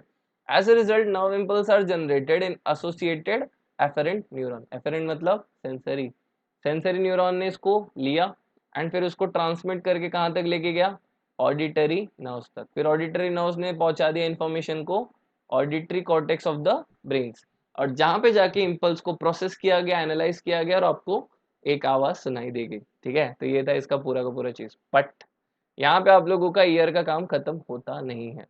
आप लोगों के कान के ऊपर ही एक सेमी सर्कुलर कैनल्स का सेक्शन है, 3 सर्कल सेक्शंस है, जिसकी वजह से हमें 3 डायमेंशन में पता चलता है कि हमारी बॉडी किस तरीके से ओरिएंटेड है, किस स्पीड में एक्सेलरेट कर रही है, और अपना पूरा का पूरा बैलेंस मेंटेन हुआ जाता है, ठीक है। तो इसके अंदर दिया हुआ है कि sensory information from the vestibular system generates visual images for the retina posture adjustment to the maintain balance. Vestibular organ located with the temporal bone adjacent to cochlea, cochlea के जस्ट ऊपर है, देखो ये कॉक्लिया वाला part है, ऊपर इन लोग ने वेस्टिबुलर पार्ट लगा के रखा है, वेस्टिबुलर ऑर्गन लगा रखा है, ठीक है। इनके अंदर फिर बाद में बात किया इन लोग ने 3 सेमी सर्कुलर कैनल्स है, उनमें से ओटोलिथ ऑर्गन के अंदर यूट्रिकल और सैक्यूल भी आ जाएंगे। यूट्रिकल ये बड़े से कैविटी को बोला जा रहा है, ठीक है। आगे चलते देन थोड़ा और डिटेल देखने पे समझेगा कि इनके अंदर भी सिमिलरली एंडोलिम्फ भरा हुआ है इन लोगों ने, ठीक है। और मूवमेंट होता है जब, तो मूवमेंट होते समय इन लोगों का जो हेयर है, ये हेयर सेल्स होते हैं इनके अंदर भी, हेयर सेल्स के रिसेप्शन की वजह से पता चलता है कि कौन से डायरेक्शन में एक्सेलरेशन हो रहा है, कौन से डायरेक्शन में नहीं हो रहा। ऑलराइट, देन यहाँ पे एक फोटो है अपने पास जो अपने को बता रहा है कि इंटरनल सेक्शंस कितने हैं। ऑलराइट, एक एंटीरियर, पोस्टीरियर और लैटरल, मतलब साइड टू साइड के लिए लैटरल, पोस्टीरियर वाला पीछे वाले साइड को, एंटीरियर वाला आगे वाले साइड के अंदर, ऐसे अपने को बताता है 3 डायमेंशन, ठीक है। फिर इसके बारे में अपन बात करेंगे about disorders of nervous system. इसके अंदर बच्चों 3 है, साइकोलॉजिकल डिसऑर्डर्स होते हैं, बहुत सारे मेंटल डिसऑर्डर्स होते हैं, कुछ लोगों को अल्जाइमर डिसऑर्डर हो जाता है और पार्किंसंस भी हो जाता है। चलिए बात करते हैं एक एक करके।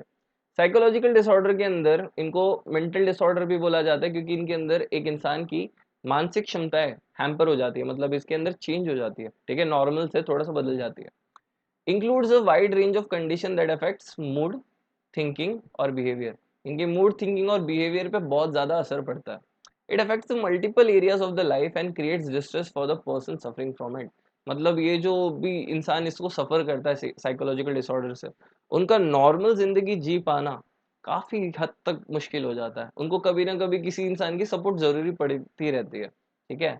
इनके अंदर की कैटेगरीज है, पहला इंटेलेक्चुअल डिसेबिलिटी, जिसके अंदर इंसान की जो मानसिक क्षमता है, जो आईक्यू है, वो नॉर्मल से कम रह जाती है, जैसे कि आपका Rohit Mehra. Then we have autism. Autism के अंदर जो बच्चे हैं, इनके अंदर भी जो कॉग्निटिव वाला पार्ट है वो डेवलपमेंट में थोड़ी डिले होती है। इसका बेस्ट एग्जांपल है याद रखने के लिए कि बच्चे बोलने में थोड़ा सा डिलेड होते हैं, बच्चे बोल नहीं पाते इनिशियली स्टार्ट के समय में, ठीक है।